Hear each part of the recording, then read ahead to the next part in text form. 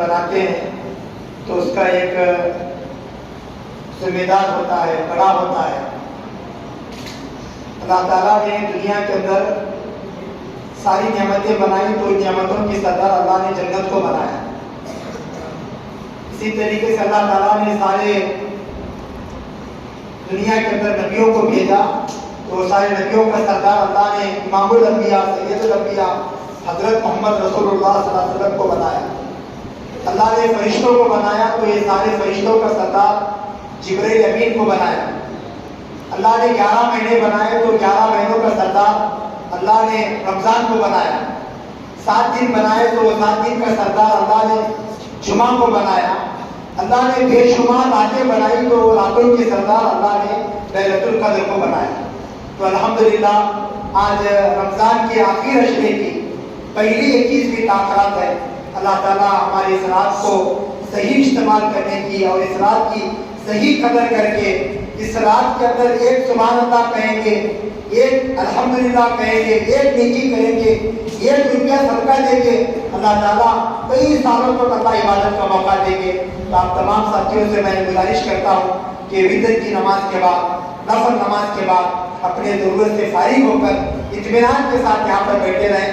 انشاءاللہ یہ 5 تاخیراتوں کا نورانی مرکز میں ہر سال اس کا اہتمام ہوتا ہے اور شہر کے تمام مسجد والے، مکہ مسجد، مدینہ مسجد، قلعہ مسجد، جامعہ مسجد، کوتی، حقور، مرگی کراس پر، یہ سب افراد کے سب ذمہ دار علماء کرام جو ہے انشاءاللہ یہاں پر نماز کے بعد پہنچیں گے۔ آپ تمام نورانی مسجد کے نوجوانوں سے، بزرگوں سے، بڑوں سے میں گزارش کرتا ہوں نماز کے بعد سکون کے ساتھ بیٹھے۔ انشاءاللہ ایک کلام پاک کی تلاوت ہوگی، ایک نعت رسول ہوگی، پھر انشاءاللہ ایک جدید عالم دین انشاءاللہ ہمارے درمیان گفتگو اور بیان کریں گے۔ تو تمام ساتھی بیٹھیں گے انشاءاللہ۔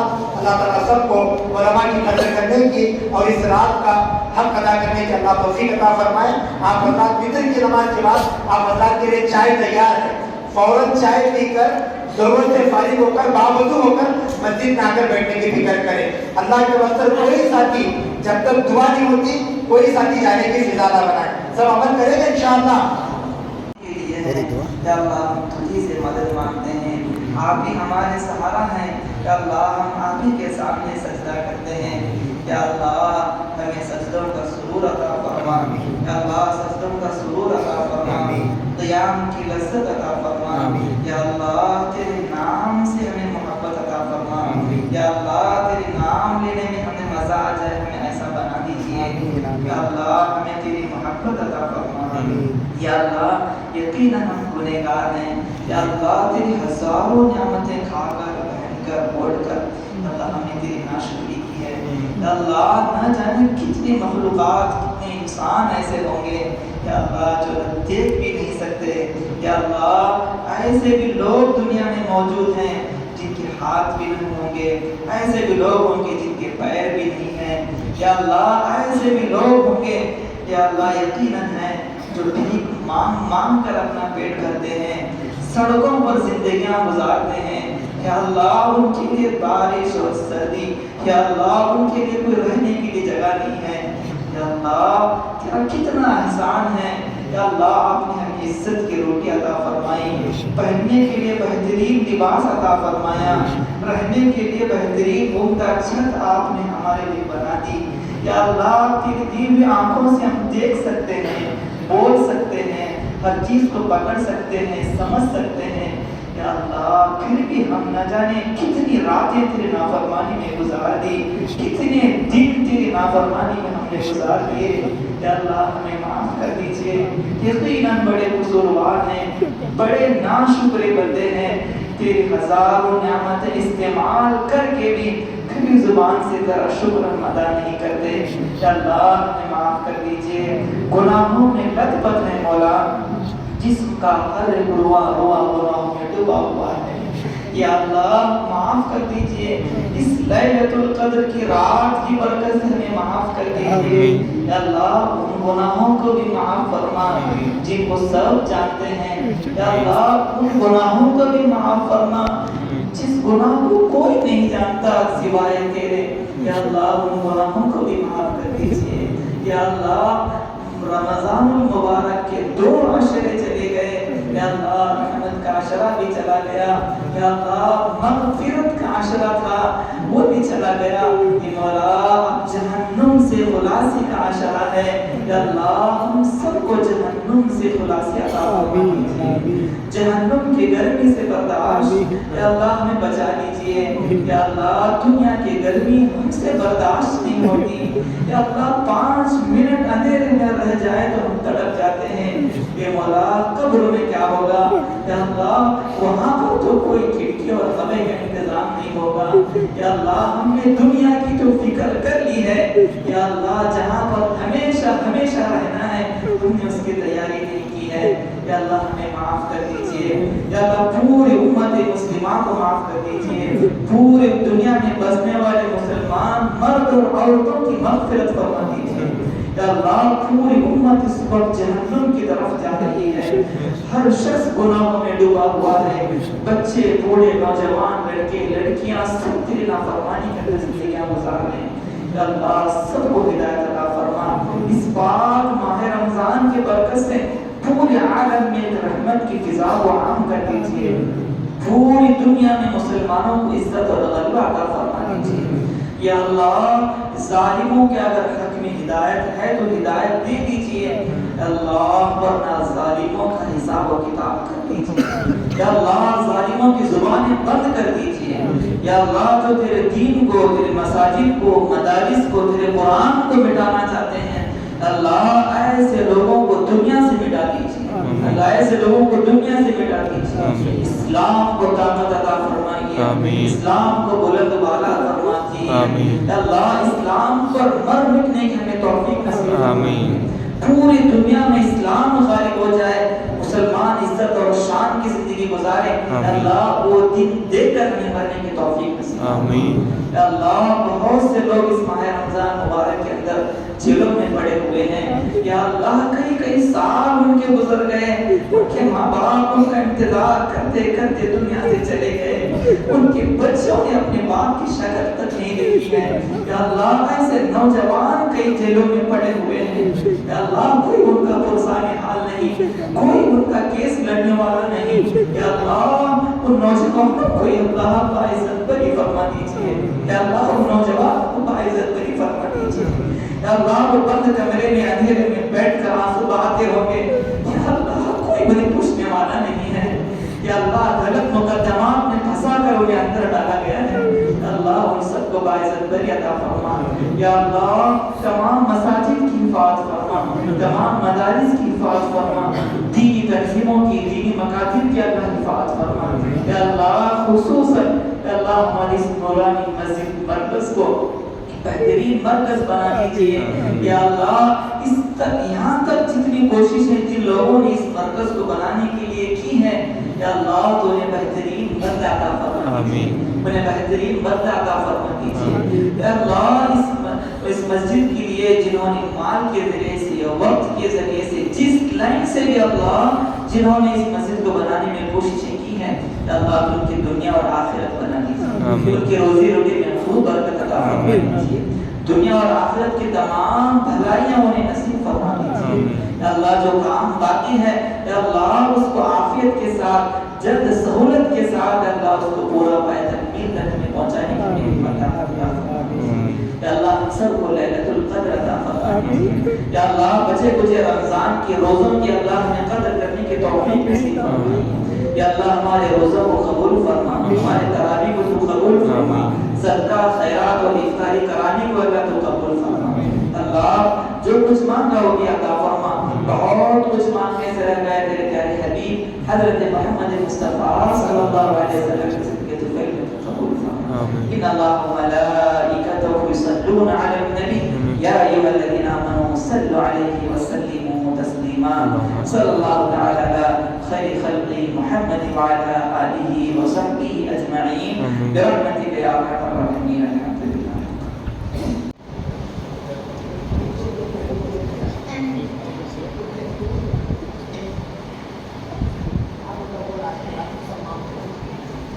پانچ کاموں کا نام دین ہے، نمبر 1 ایمانیات، نمبر 2 عبادت، نمبر 3 معاملات، نمبر 4 معاشرت، نمبر 5 اخلاقیات. السلام علیکم. بہت بڑی بات ہے بھائی. یہ بچہ جو ہے 5 باتیں بولا. پہلی بات کیا بولا؟ ایمانیات. بولو بولو ایمانیات. دوسرا عبادات. کتنے ہوئے؟ 2. تیسرا کیا بیٹے؟ اخلاقیات. تیسرا کیا ہے؟ اخلاقیات. پہلا ایمانیات، دوسرا عبادات، تیسرا اخلاقیات، چوتھا معاشرت، چوتھا معاملات، پانچواں معاشرت. ٹھیک ہے؟ یہ 5 باتیں. دیکھو ماشاءاللہ کتنی عمر کا بچہ ہے؟ کتنی عمر ہے بیٹے تیری؟ کتنی کلاس تو؟ 4ویں کلاس کا بچہ ہے. کیا نام بیٹے تیرا؟ اسد اللہ. ابا کا نام؟ ناصر کلے کا. ماشاءاللہ دیکھو ہمارے ناصر بھائی کا بچہ ہے. ماشاءاللہ ایمان دین جو ہے وہ یہ 5 چیزوں میں تقسیم ہے. ایمانیات، اخلاقیات، عبادات، معاملات، معاشرت. اللہ تعالیٰ ہمیں یہ 5 باتیں سمجھنے کی توفیق عطا فرمائے. آگے سب لوگ شروع کریں گے. ٹھیک ہے.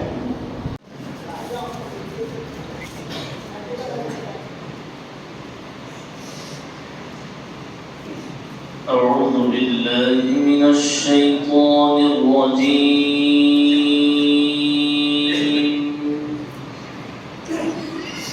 بسم الله الرحمن الرحيم.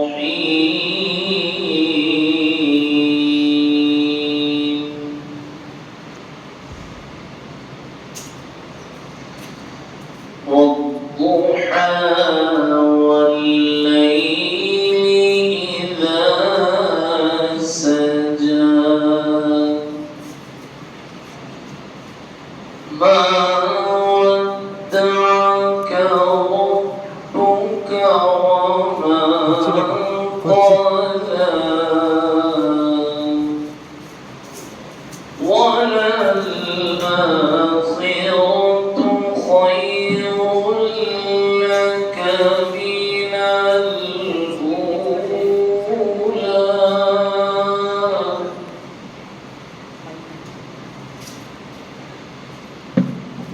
ولسوف يعطيك ربك فترضى.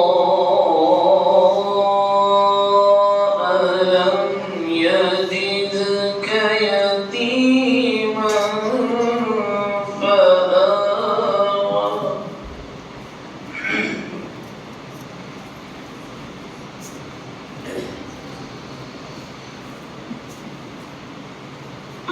ما ودعك ربك وما قلى.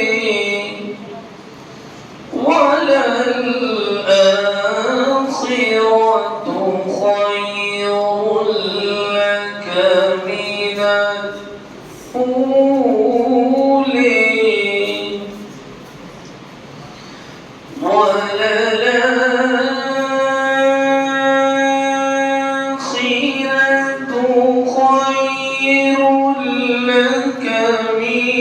الأولى.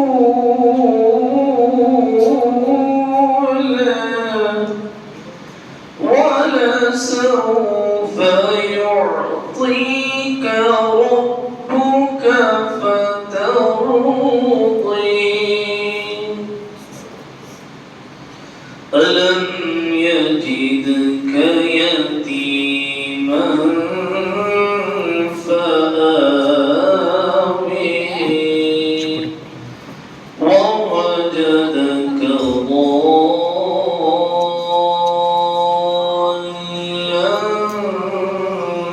فهدى.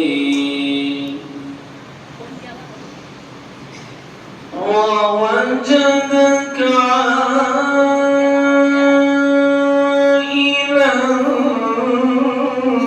فأغنى. فأما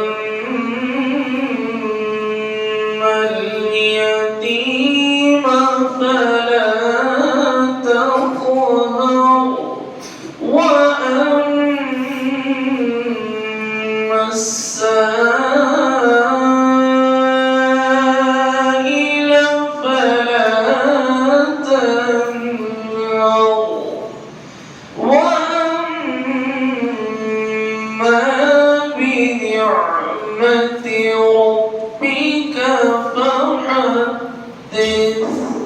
صدق الله العظيم. جی مبارک کلام پاک کے ذریعے سے قرات سبا سے بہت خوبصورت آواز انداز کے ساتھ اس مبارک 21ویں تاخرات لیلۃ القدر کا آغاز ہو چکا ہے. اللہ تعالیٰ ہمیں موت تک اس اپنے کلام سے محبت کرنے کی اللہ ہمیں توفیق عطا فرمائے.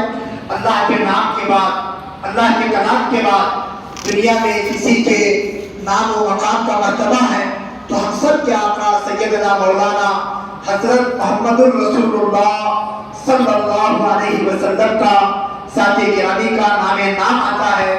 نبی کے شان میں کچھ اشعار گنگنانے کے لیے ہمارے نورانی مسجد کے ایک نوجوان ساتھی محمد عدنان مجاور سے میں بڑے ادب کے ساتھ گزارش کرتا ہوں کہ نعت رسول کا نذرانہ پیش فرمائیں. محمد عدنان مجاور صاحب.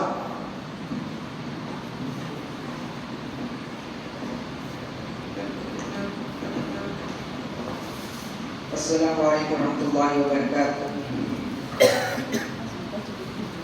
نعت رسول کے کچھ اشعار پڑھنے جا رہا ہوں میں. سب لوگ یہاں موجود ہوں. ایک مرتبہ بلند آواز سے تشریف پڑھیے. اللہم صلی علی سیدنا شفیعنا نبینا حبیبنا وسیلتنا مولانا محمد المبارک وسلم.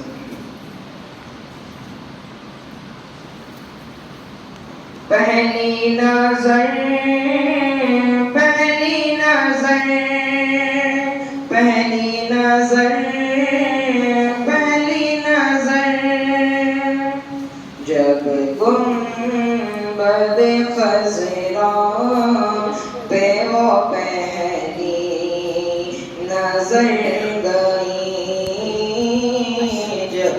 جب گنبد خضرا پہ وہ پہلی نظر گئی.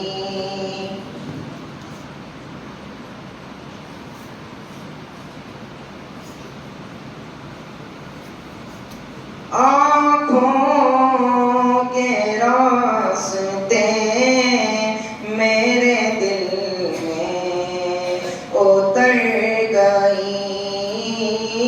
آنکھوں کے راستے میرے دل میں اتر گئی. جب گنبد خضرا پہ وہ پہلی نظر گئی. سرخم طلب خاموش تھے آنکھیں تھی اشکبار. سرخم طلب خاموش تھے آنکھیں تھی اشکبار. جب پہلی نظر پہ میری دل کو نظر گئی. جب گنبد خضرا پہ وہ پہلی نظر گئی. برسی تھی اس قدر کہ ناسا گیا ادھر. برسی تھی اس قدر کہ ناسا گیا ادھر. وہ بارش کرم میرے دامن کو بھر گئی. وہ بارش کرم میرے دامن کو بھر گئی. طیبہ سے لوٹنا کسی عاشق سے پوچھئے. طیبہ سے لوٹنا سے پوچھئے ایسا لگے جس میرے بدن سے گزر گئی ایسا ہے جیسے روح میرے بدن سے گزر گئی جب گنبد خضرا پہ وہ پہلی نظر گئی آنکھوں کا تارا گنبد خضرا دل کا اجالا گنبد خضرا آواز عبید تیری با فیضان نعت ہی آواز عبید تیری با فیضان نعت ہی سینوں میں عاشقان نبی کے اتر گئی سینوں میں عاشقان نبی کے اتر گئی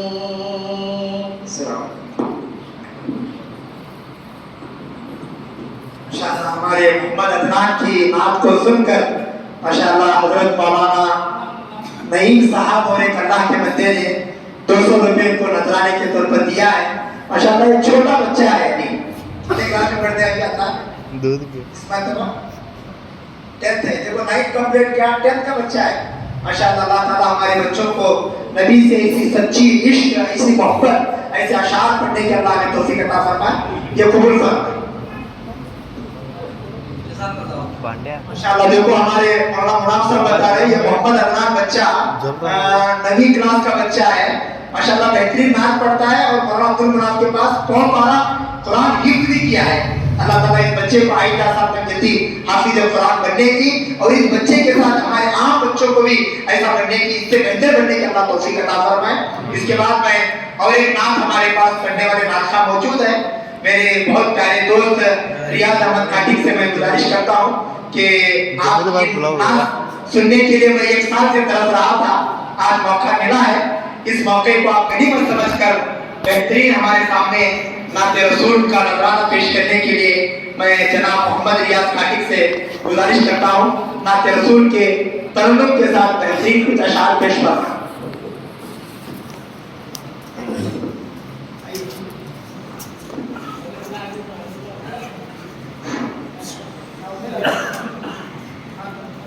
السلام علیکم ورحمۃ اللہ وبرکاتہ وعلیکم السلام گزشتہ شب برات کے اندر میں نعت پڑھ رہا تھا تھوڑا گلا خراب ہونے کی وجہ سے وہ نعت میں پورا نہیں پڑھ پایا انشاءاللہ تعالیٰ آپ کے سامنے میں اسی نعت کو دہراؤں گا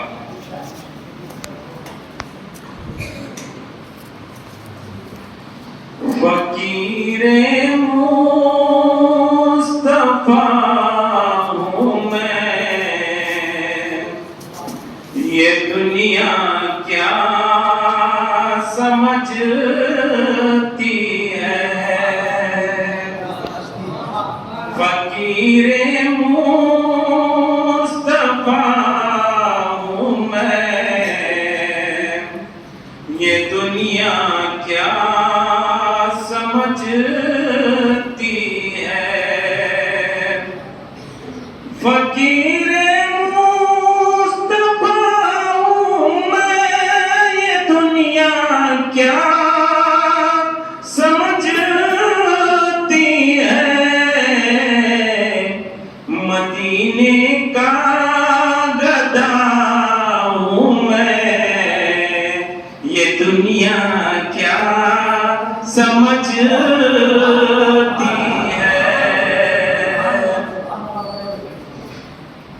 جہاں پر یہ صدا کرنے کی نوبت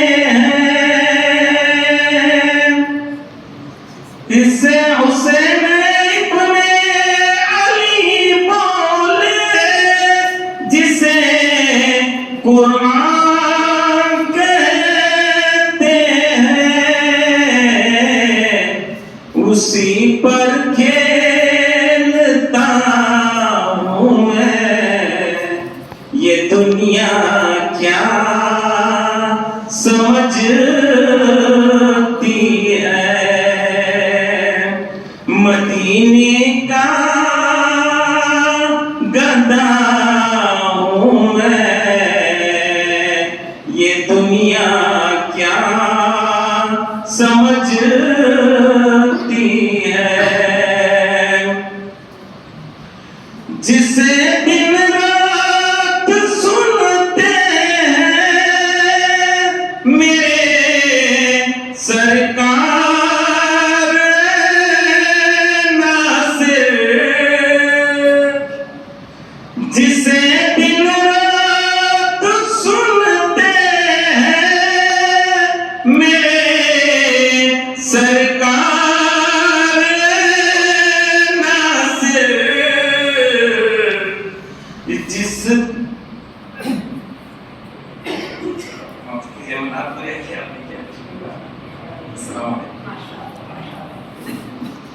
ماشاء اللہ حضرت مولانا محبوب صاحب ریاض میں ہدیہ لینا چاہیے، اگر بعد میں آپ مجھے لینا چاہتے ہیں دے سکتی ہیں، ہدیہ لے لیں ماشاء اللہ. ہمارے الحاج منصور بڑاک صاحب ہیں ماشاء اللہ. دیکھو آدھی نعت پڑھے آدھا ہدیہ دینا، پوری نعت پڑھے تو بڑا ہدیہ مل جاتا. اللہ قبول فرمائے. اللہ تعالیٰ ہمیں بھی نبی سے سچی محبت، جتنے لوگ بیٹھے سب نیت ارادہ کریں گے انشاءاللہ. ہم لوگ نبی کے شان میں ہم لوگ جو ہے، دیکھو آج لوگ ایک سے ایک گانے کو کیسی چیزیں گا کر اپنی دنیا آخرت برباد کر رہے ہیں. ہم ایک اچھے ناخواں بنے، اس کی عادت ڈالے، کوئی بات نہیں ہے. ماشاءاللہ ہمارے ریاض بھی چھوٹی عمر میں قرآن پڑھنے کے لیے گئے تھے، وہ جنون وہ شوق آج بھی ہے. ہماری دعا ہے کہ اللہ تعالیٰ موت تک آپ کو یہی کیفیت، یہی جذبہ، یہی چیزیں اللہ تعالیٰ آپ کے اندر باقی رکھیں. میں آپ حضرات کا بھی بالکل ایک منٹ بھی آپ کا ضائع نہ کرتے ہوئے ماشاءاللہ قرآن پاک کی تلاوت ہو چکی ہے، نبی کے شان میں اشعار پڑھے جا چکے ہیں. نبی کے شان کے بعد، نبی کے بعد اگر کسی کا مقام آتا ہے تو حضرات صحابہ اکرام کا مقام آتا ہے. بولو کس کا مقام آتا ہے؟ حضرات کے پیچھے کہیں کو بیٹھی تم لوگ. آ جاؤ نکاح کرتے وقت دلہا یہ رہتا. آؤ جلدی آ جاؤ جلدی. اگر مسد نہیں آ جاؤ مسود آ جاؤ. تمہیں کیا ہے 5 جگہ اکٹھا ہوتا. آ جاؤ جی ماشاءاللہ. بھی ہمارے درمیان ہمارے اس علاقے کے بہت جہید عالم دین، مدرسہ بیت العلوم سندھی کے بہترین مدرس، ایک ذی وقار باوقار عالم دین ہمارے درمیان موجود ہیں، حضرت مولانا نعیم صاحب دامت برکاتہ الندوی. ماشاءاللہ بہت مضبوط عالم دین ہیں. حضرت مولانا نعیم صاحب سے ہم لوگ کئی گزارش کی کہ مولانا آپ ہمیں چاہتے ہیں کہ پہلی جو رات ہے اس کی ابتدا جو ہے وہ آپ سے ہو جائے. تو مولانا کا سفر حالانکہ ہندی جانا تھا، مولانا نے ہماری درخواست پر، ہماری بات پر، ہمارے ذمہ داروں کی دعوت پر حضرت مولانا نے اپنی بستی کا حق ادا کرنے کے لیے ہمارے اس نورانی مسجد کے لیے 21ویں پہلی تعمیرات اس نئی مسجد کے اندر ماشاءاللہ ہو رہی ہے. ہمارے درمیان حضرت مولانا نعیم صاحب صحابہ کرام کی قربانیاں اور رمضان کا پیغام، یہ دو عنوان پر جو ہے حضرت مولانا انشاءاللہ ہمارے درمیان بشاشت کے ساتھ ہماری کیفیت کو دیکھ کر انشاءاللہ خطاب فرمائیں گے. میں حضرت مولانا نعیم صاحب دعوت برکاتہ سے گزارش کرتا ہوں کہ بھئی مولانا نعیم صاحب بہت بہترین عالم دین ہے. آپ حضرات سے ہماری گزارش ہے جب تک ہمارے درمیان مولانا رہے، سکون کے ساتھ، اطمینان کے ساتھ، ادب کے ساتھ، پورا دل کے کان کے ساتھ حضرت مولانا کی آخر تک بات سنیں، دعا تک بیٹھنے کی کوشش کریں. میں بھی کروں گا، آپ بھی کریں گے انشاءاللہ. ذرا تھوڑا آگے تھوڑا آگے بڑھیں گے تو اللہ آپ کو آگے بڑھائیں گے. مل کے بیٹھیں گے اپنا دلوں کو ملائیں گے. دین کی بات کو دل کے کان سے سننا چاہیے. تھوڑا آگے آ جائیں، تھوڑی قربانی دے دیں. آپ تھوڑا اللہ کے لیے آگے بڑھو، اللہ آپ کو ہر چیز میں آگے بڑھائے گا.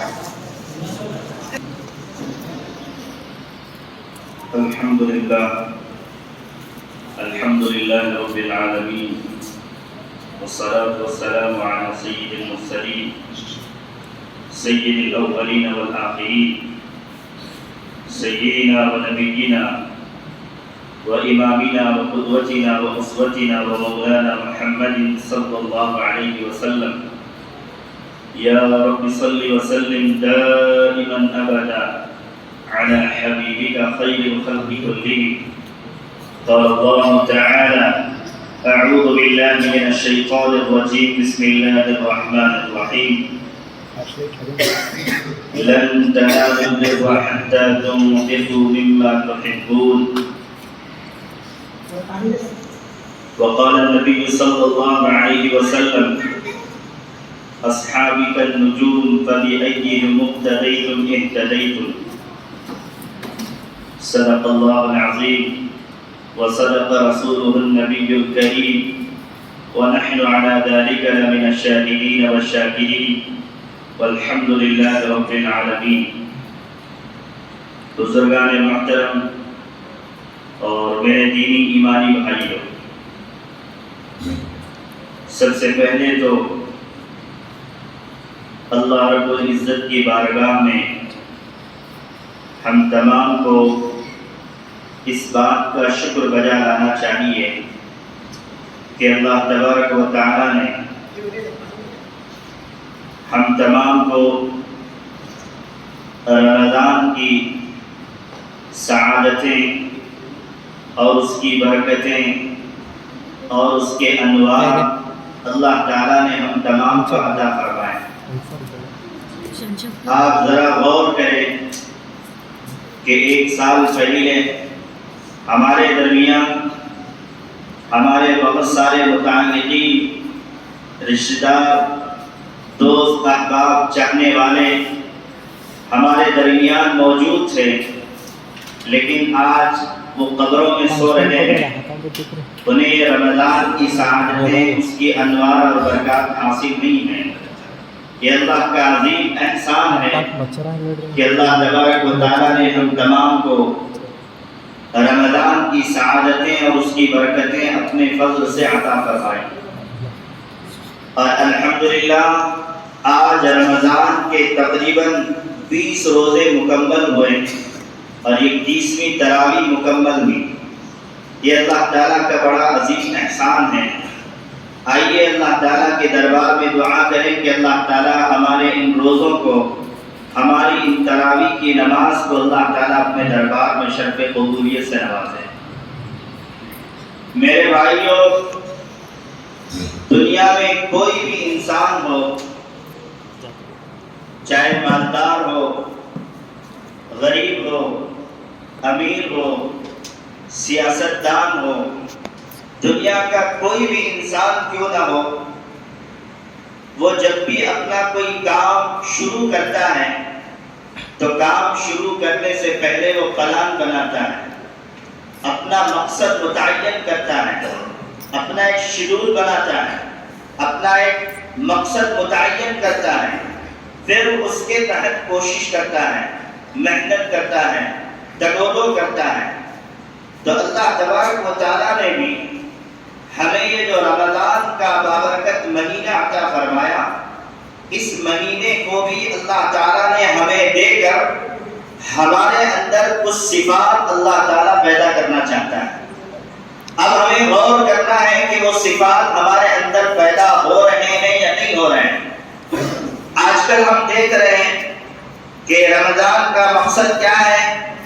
بس یہ کہ بھئی صبح سحری کر لیا اور دن بھر روزہ رکھ لیا اور اچھی عمدہ قسم کی چیزوں سے افطار کر لیا، بس اسی کا نام ہم نے رمضان سمجھ لیا. حالانکہ میرے بھائیوں، ان روزوں کے پیچھے، اس بھوک اور پیاس کے پیچھے اللہ تعالیٰ نے ایک مقصد چھپا رکھا ہے. ایک پیغام اللہ تعالیٰ ہمیں رمضان کے ذریعے سے دینا چاہتے ہیں. ایک میسج اللہ تبارک و تعالیٰ ہمیں رمضان کے ذریعے سے دینا چاہتے ہیں. اگر وہ پیغام، اگر وہ صفت، اگر وہ خوبی ہمارے اندر پیدا ہو رہی ہے تو پھر اللہ کا شکر بجا لانا چاہیے. اگر ہمارے اندر رمضان کا وہ پیغام، اگر ہمارے اندر وہ صفات جو اللہ تعالیٰ ہمارے اندر پیدا کرنا چاہ رہے ہیں نہیں پیدا ہو رہے ہیں، تو پھر ہمیں اللہ سے ان صفات کے بارے میں دعا کرنی چاہیے. اب آئیے وہ صفات کیا ہیں؟ یہ رمضان جاتے جاتے ہمیں کیا پیغام دے کے جا رہا ہے، کیا میسج دے کے جا رہا ہے، ہمیں اس پر غور کرنا ہے. اللہ تبارک و تعالیٰ نے قرآن پاک میں فرمایا: اے ایمان والو، اے اللہ کے بولنے والو، تم پر روزے فرض کر دیے گئے جیسا کہ پچھلی امتوں پر روزے فرض کر دیے گئے تھے، لعلکم تتقون، شاید کہ تم متقی بن جاؤ، پرہیزگار بن جاؤ، اللہ سے ڈرنے والے بن جاؤ، اللہ کا خوف اور اللہ کا پاس و لحاظ کرنے والے بن جاؤ۔ اس آیت کے ذریعے سے اللہ تبارک و تعالی رمضان کے مقصد کو بیان فرمایا کہ رمضان کا مقصد وہ ہے تقوی کی صفت کا پیدا ہونا، وہ ہے تقوی کی صفت کا پیدا ہونا۔ اب تقوی کسے کہتے ہیں؟ تقوی کی کیا معنی ہے؟ تقوی یہ کیا مفہوم رکھتا ہے؟ اس کو ہمیں جاننے کی ضرورت ہے۔ عام طور پر یہ سمجھا جاتا ہے کہ جو بے شمار نمازیں پڑھ لیتا ہے، بے شمار روزے رکھ لے، حج اور عمرے کر لے، نیک کام کر لے، لوگ اسے کہتے ہیں بڑا متقی پرہیزگار انسان، بڑا متقی پرہیزگار انسان۔ بہت اچھی بات ہے، لیکن اسی پر تقوی کے معنی مکمل نہیں ہوتے ہیں۔ تقوی ایک مستقل صفت کا نام ہے، تقوی ایک مستقل خصلت اور عادت کا نام ہے۔ تقوی میرے بھائیوں جب کسی انسان کے اندر پیدا ہو جاتا ہے، وہ اللہ کا محبوب بن جاتا ہے، وہ اللہ کا ولی بن جاتا ہے، وہ اللہ کا دوست بن جاتا ہے۔ اسی لیے اللہ تبارک و تعالیٰ نے فرمایا کہ اللہ کے جو دوست ہوتے ہیں، اللہ کے جو ولی ہوتے ہیں، وہ اللہ سے ڈرنے والے ہوتے ہیں، وہ تقوی کی صفت میں بالکل کامل اور مکمل ہوتے ہیں۔ کوئی نبی تقوی کے بغیر نبی نہیں بن سکتا، کوئی ولی تقوی کے بغیر ولی نہیں بن سکتا، کوئی صحابی تقوی کے بغیر ولی نہیں بن سکتا۔ تو میرے بھائیوں، ایک مومن کو اپنے ایمان کو مکمل کرنے کے لیے، اپنے اسلام کو مکمل کرنے کے لیے اور اللہ کے نزدیک محبوب بننے کے لیے، چہیتا بننے کے لیے، پیارا بننے کے لیے تقوی کی صفت ضروری ہے۔ اسی لیے اللہ تعالیٰ نے آج امام صاحب نے وہ آیت پڑھی سورہ فتح میں، سورہ حجرات کی آیت پڑھی، یا ایھا الناس انا خلقناکم من ذکر و انثی وجعلناکم شعوبا وقبائل لتعارفوا ان اکرمکم عند اللہ اتقاکم ان اللہ علیم خبیر۔ اللہ تعالیٰ نے اس آیت میں فرمایا، اے وہ لوگوں، اللہ نے تمہیں ایک مرد اور عورت سے پیدا کیا، یعنی حضرت آدم اور حضرت حوا علیہم السلام کے ذریعے سے اللہ نے دنیا کی یہ نسلیں چلائی۔ جب نسل بڑھی، اولاد بڑھی، جب یہ پاپولیشن بڑھنے لگا تو اللہ تعالیٰ نے اس میں خاندان بنائے، اللہ تعالیٰ نے اس میں قبیلے بنائے، اللہ تعالیٰ نے اس میں گروہ بنائے۔ کسی کو اللہ نے سید بنایا، کسی کو اللہ نے انصاری بنایا، کسی کو صدیقی بنایا، کسی کو فاروقی بنایا، کسی کو علوی بنایا۔ مختلف خاندان میں، مختلف قبیلوں میں، مختلف گروہوں میں اللہ نے تقسیم کیا۔ اب اللہ نے فرمایا کہ خاندان یہ فضیلت کی ذریعہ نہیں ہے۔ اگر کوئی یہ سمجھے کہ میں تو نبی کے خاندان کا ہوں، میں تو حضرت علی کے خاندان کا ہوں، میں تو حضرت ابوبکر صدیق کے خاندان کا ہوں، میرے لیے تو جنت فکس ہے، میں جو چاہے کروں، ایسا نہیں ہے۔ خاندان اللہ نے جو بنایا ہے، نسبت جو اللہ نے خاندان کی ہمارے ساتھ جوڑی ہے، وہ صرف پہچان کے لیے جوڑی ہے، لتعارفوا، تاکہ تم ایک دوسرے کو پہچان سکو۔ ورنہ اللہ کے نزدیک مقام اور رتبہ پانے کے لیے، اللہ کے نزدیک عزت اور احترام اور مقام پانے کے لیے تقوی کی صفت ہونا ضروری ہے۔ اس لیے اللہ نے فرمایا، ان اکرمکم عند اللہ اتقاکم، یقیناً تم میں باعزت، یقیناً تم میں بڑے عزت والا، احترام والا وہ شخص ہے جو تقوی کی صفت رکھتا ہو۔ اب آئیے تقوی کسے کہتے ہیں، تقوی کے کیا معنی ہیں، یہ ہمیں معلوم ہونا چاہیے کہ آج میرے بھائیوں ہمیں دین اور ایمان کے بارے میں کچھ پتہ نہیں ہے۔ آج ہمیں معلوم ہونا چاہیے کہ تقوی کسے کہتے ہیں، یہ تقوی کی صفت کیا چیز ہے۔ تقوی جو ہے ایک عربی ورڈ ہے، تقوی جو ہے ایک عربی لفظ ہے، یہ وقایۃ سے بنا ہے۔ کس سے بنا ہے؟ وقایۃ۔ اس کے ایک معنی علماء نے کیے ہیں پرہیزگاری کے، احتیاط برتنے کے۔ جس طرح میرے بھائیوں ایک مریض کسی ڈاکٹر کے پاس جاتا ہے تو وہ ڈاکٹر اس مریض سے کہتا ہے کہ دیکھو آپ کو شوگر کا مرض ہے, آپ کو شوگر کی بیماری ہے, آپ میٹھی چیز استعمال نہیں کر سکتے, آپ ایسی چیزیں استعمال نہیں کر سکتے جس میں شوگر ہے. اگر آپ اسے استعمال کریں گے آپ کی بیماری بڑھ جائے گی اور خطرہ بڑھ جائے گا. اسی طرح کوئی ہارٹ کا مریض کسی ڈاکٹر کے پاس جاتا ہے تو ڈاکٹر اسے کہتا ہے کہ آپ کو چند چیزوں سے پرہیز کرنا ہے, اگر آپ پرہیز نہیں کریں گے تو پھر مسئلہ ٹیڑھا ہے, آپ کی بیماری درست نہیں ہو سکتی. اب ایسا کون سا عقل مند مریض ہوگا, ایسا کون سا عقل مند بیمار ہوگا جو ڈاکٹر کے بتائے میں پرہیز پر عمل نہ کرے؟ ارے بھائی کرتا ہے کہ نہیں کرتا ہے؟ اب ڈاکٹر نے جو پرہیز بولا وہی کرے گا, گولیاں بھی کھا رہا ہے اور ساتھ ہی ساتھ پرہیز بھی کر رہا ہے کہ دیکھیے مجھے ڈاکٹر نے میٹھا کھانے سے منع کیا ہے, مجھے ڈاکٹر نے چکنی چیزیں کھانے سے منع کی ہے, مجھے ڈاکٹر نے فلاں چیز کھانے سے منع کی ہے. کیوں؟ اس لیے کہ اگر میں کھاؤں گا تو وہ مرض بڑھ جائے گا, وہ بیماری بڑھ جائے گی, وہ خطرہ بڑھ جائے گا. اسی لیے میرے بھائیوں, حضرت عمر رضی اللہ تعالیٰ عنہ نے ایک دفعہ حضرت ابی بن کعب رضی اللہ تعالیٰ عنہ سے پوچھا, اے ابی بن کعب ذرا بتاؤ تقویٰ کسے کہتے ہیں, تقوی کے کیا معنی ہے, تقویٰ کیا معنی رکھتا ہے, کیا مطلب رکھتا ہے, کیا مفہوم رکھتا ہے؟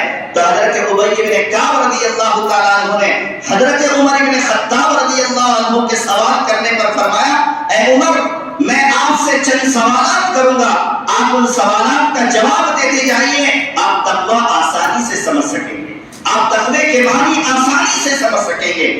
تو حضرت ابی بن کعب رضی اللہ عنہ نے کہا, ذرا مجھے بتائیے کبھی آپ ایسے راستے سے, ایسے جنگل سے, ایسے بیابان سے گزرے ہیں جس کے دونوں جانب کانٹے لگے ہوئے ہیں, جس کے دونوں جانب کانٹوں کی بیلیں ہیں, کانٹوں کی باڑ ہے؟ تو حضرت عمر رضی اللہ عنہ نے حضرت ابی بن کعب رضی اللہ عنہ کے سوال کے جواب پر فرمایا, ایسا تو بارہا اتفاق ہوا ہے, میں بارہا کانٹوں کے بیچ سے گزرا ہوں. پھر حضرت ابی بن کعب رضی اللہ عنہ نے کہا, اچھا بتائیے جب آپ کانٹوں والے راستے سے گزرتے ہیں تو کیسے گزرتے ہیں, آپ کی گزرنے کی کیفیت کیا ہوتی ہے؟ تو حضرت عمر نے فرمایا, یہ بھی کوئی پوچھنے کی چیز ہے, جب کوئی آدمی کانٹوں کے بیچ سے گزرتا ہے اپنے کپڑوں کو, اپنے دامن کو سمیٹ لیتا ہے. پھر حضرت ابی بن کعب رضی اللہ عنہ نے فرمایا کہ آپ اپنے دامن کو, اپنے کپڑوں کو کیوں سمیٹتے ہیں, کیا وجہ ہے؟ فرمایا اس لیے سمیٹتا ہوں تاکہ کوئی کانٹا میرے کپڑوں کو پھاڑ نہ دے, میرے دامن کو چاک نہ کر دے, میرے دامن کو داغدار نہ کر دے, اس لیے میں اپنے کپڑوں کو بچاتے ہوئے وہاں سے گزر جاتا ہوں. حضرت ابی بن کعب رضی اللہ عنہ نے اسی وقت فرمایا, فذالک التقویٰ, اسی کا نام تو تقویٰ ہے, اسی کا نام تو تقویٰ ہے. جس طرح ایک کانٹے دار جنگل سے گزرتے وقت, ایک کانٹے دار راستے سے گزرتے وقت آپ کی پوری توجہ, آپ کی پوری فکر, آپ کا پورا دھیان, آپ کا پورا احساس اس بات پر لگا ہوا تھا کہ میں اس راستے سے اس انداز سے گزر جاؤں کہ کوئی کانٹا میرے کپڑے کو خراب نہ کر دے, کوئی کانٹا میرے کپڑے کو چاک نہ کر دے, پھاڑ نہ دے.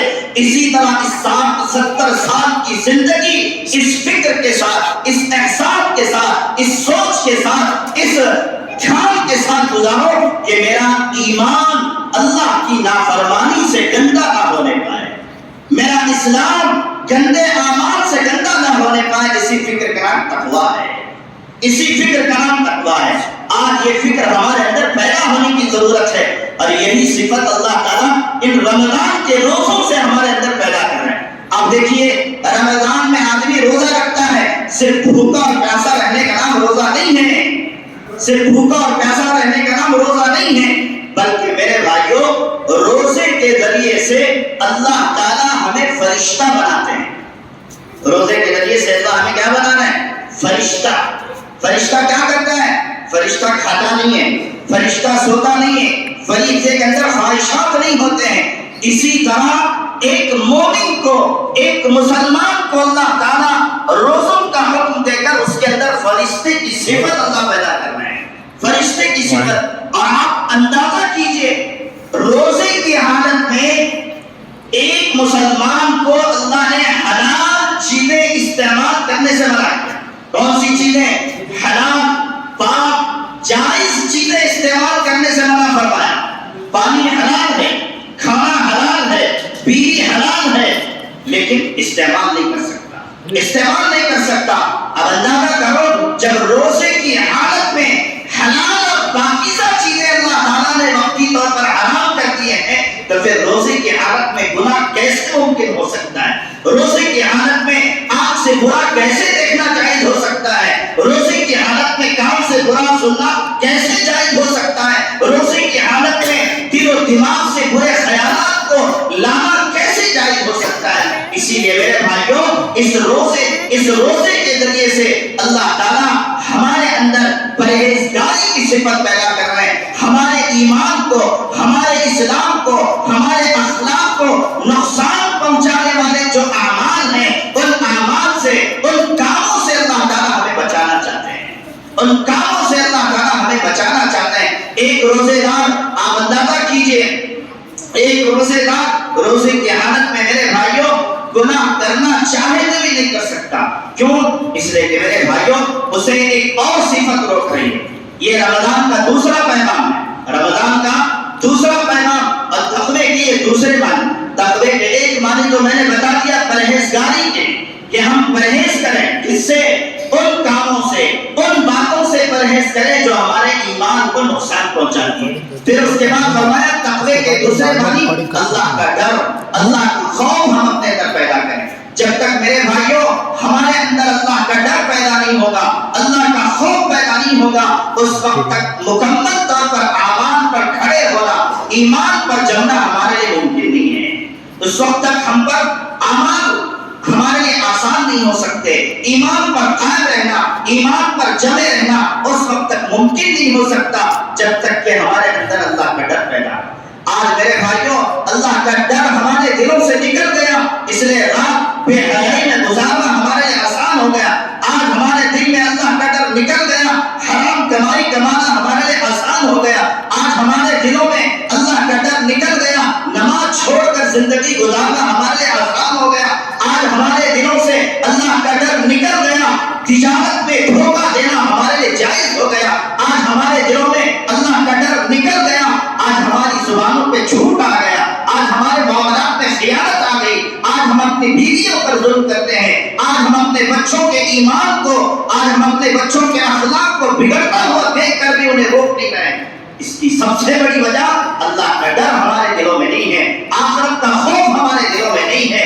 اس لیے میرے بھائیوں یہ رمضان کے ذریعے سے اللہ تعالیٰ ہمارے اندر اپنا ڈر پیدا کرنا چاہتے ہیں، اپنا خوف پیدا کرنا چاہتے ہیں. آپ ذرا تصور کیجئے ایک انسان سخت گرمی کے موسم میں روزہ رکھا ہوا ہے، ظہر کی نماز کے وقت وہ وضو کے کٹے پہ بیٹھا ہوا ہے، ٹوٹی کو کھولتا ہے، ٹوٹی سے ٹھنڈا ٹھنڈا پانی نکل رہا ہے اور کلی کے لیے پانی اٹھاتا ہے اور منہ میں داخل کرتا ہے. نفس تقاضا کر رہا ہے، اس کا دل تقاضا کر رہا ہے، اس کی خواہش تقاضا کر رہی ہے. کوئی دیکھنے والا نہیں، نہ عدل والا دیکھنے والا ہے، نہ بدل والا دیکھنے والا ہے، کوئی تجھے دیکھنے والا نہیں. گلا بالکل سوکھا ہے، کانٹے پڑ رہے ہیں، ایک دو گھنٹ کلی کے بہانے نیچے ڈال دے، کوئی دیکھنے والا نہیں. کیا کوئی روزے دار ایسا کرتا ہے؟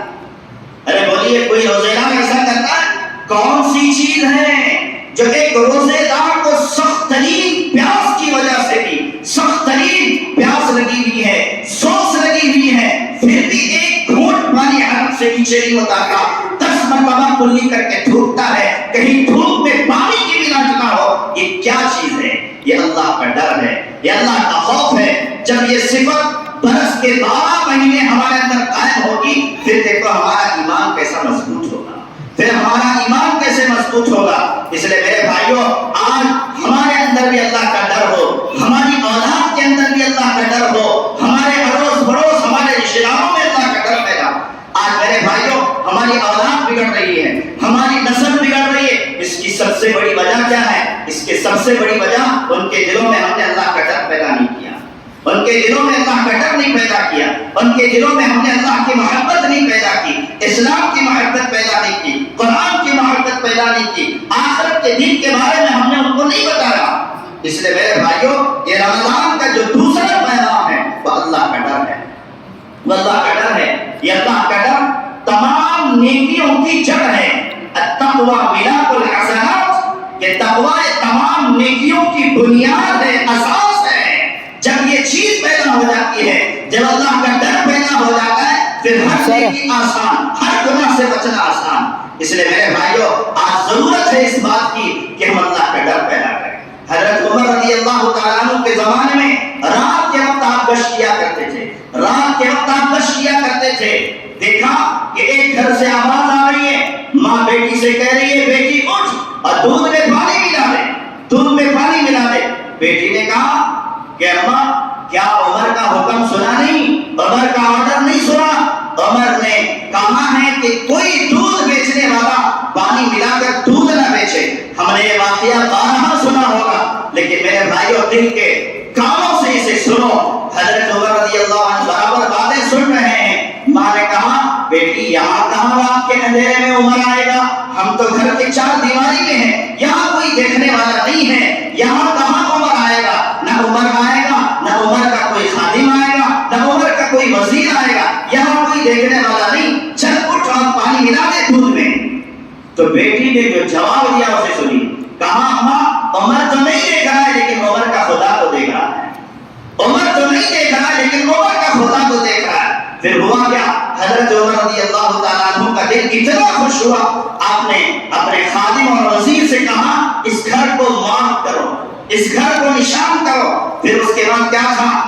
جب صبح ہوئی حضرت عمر رضی اللہ تعالیٰ عنہ اس دودھ بیچنے والے کے گھر پر آئے، اس دودھ بیچنے والی کے گھر پر حضرت عمر رضی اللہ عنہ تشریف لائے، کہنے لگے مجھے آپ کی بیٹی کا اپنے بیٹے عاصم کے لیے رشتے کی ضرورت ہے۔ اللہ اکبر! وہ عمر کون ہے جو 4 لاکھ مربع میل دنیا پر حکمرانی کرتا ہے؟ کتنے؟ 4 لاکھ مربع میل۔ علماء نے کہا آدھی سی زائد دنیا پر حکمرانی کرنے والا عمر اپنے بیٹے کا جو نکاح کر رہا ہے وہ اس بلبوتے پر نہیں کر رہا ہے کہ گھر مالدار ہے، گھر پیسے والا ہے، حکومت والا ہے، سیادت والا ہے، کرسی والا ہے، اس بنیاد پر نہیں، صرف ایک صفت کی بنیاد پر، ایک خوبی کی بنیاد پر، وہ بادشاہ جس کے تعلق سے اللہ کے نبی علیہ السلام نے فرمایا لو کان نبیا لو کان بعدی نبیا لکان عمر، کہ اگر میرے بعد کوئی نبی ہوتا، اگر میرے بعد نبوت کا تاج کسی اور کو پہنایا جاتا وہ عمر ہوتا۔ اتنی بڑی فضیلت رکھنے والا شخص اپنے بیٹے عاصم کا نکاح ایک ایسی دودھ بیچنے والی کی بیٹی سے کر رہے ہیں جس کے اندر اللہ میرا موبائل۔ اس لیے آج میرے بھائیوں ہمیں اللہ کا ڈر، اللہ کا خوف پیدا کرنے کی ضرورت ہے۔ جب تک ہمارے اندر اللہ کا خوف نہیں ہوگا، اللہ کا ڈر نہیں ہوگا، پھر مسئلہ ٹیڑھا ہے، مسئلہ ٹیڑھا ہے۔ اس لیے میرے بھائیوں اللہ نے ایمان بالغیب کا مطالبہ کیا ہے، الذین یؤمنون بالغیب ویقیمون الصلاۃ، یہ وہ لوگ ہیں جو غیب پر ایمان رکھتے ہیں۔ ہم نے جہنم کو نہیں دیکھا لیکن پھر بھی ہم مانتے ہیں کہ جہنم حق ہے، ہم نے جنت کو آنکھوں سے نہیں دیکھا پھر بھی ہم مانتے ہیں کہ جنت حق ہے، ہم نے خدا کی سزائیں دیکھی نہیں لیکن ہم مانتے ہیں کہ وہ حق ہے۔ اس لیے میرے بھائیوں ہمیں اللہ ڈر، اللہ کا خوف اس کو ماننے کا وعدہ کر رہا ہے۔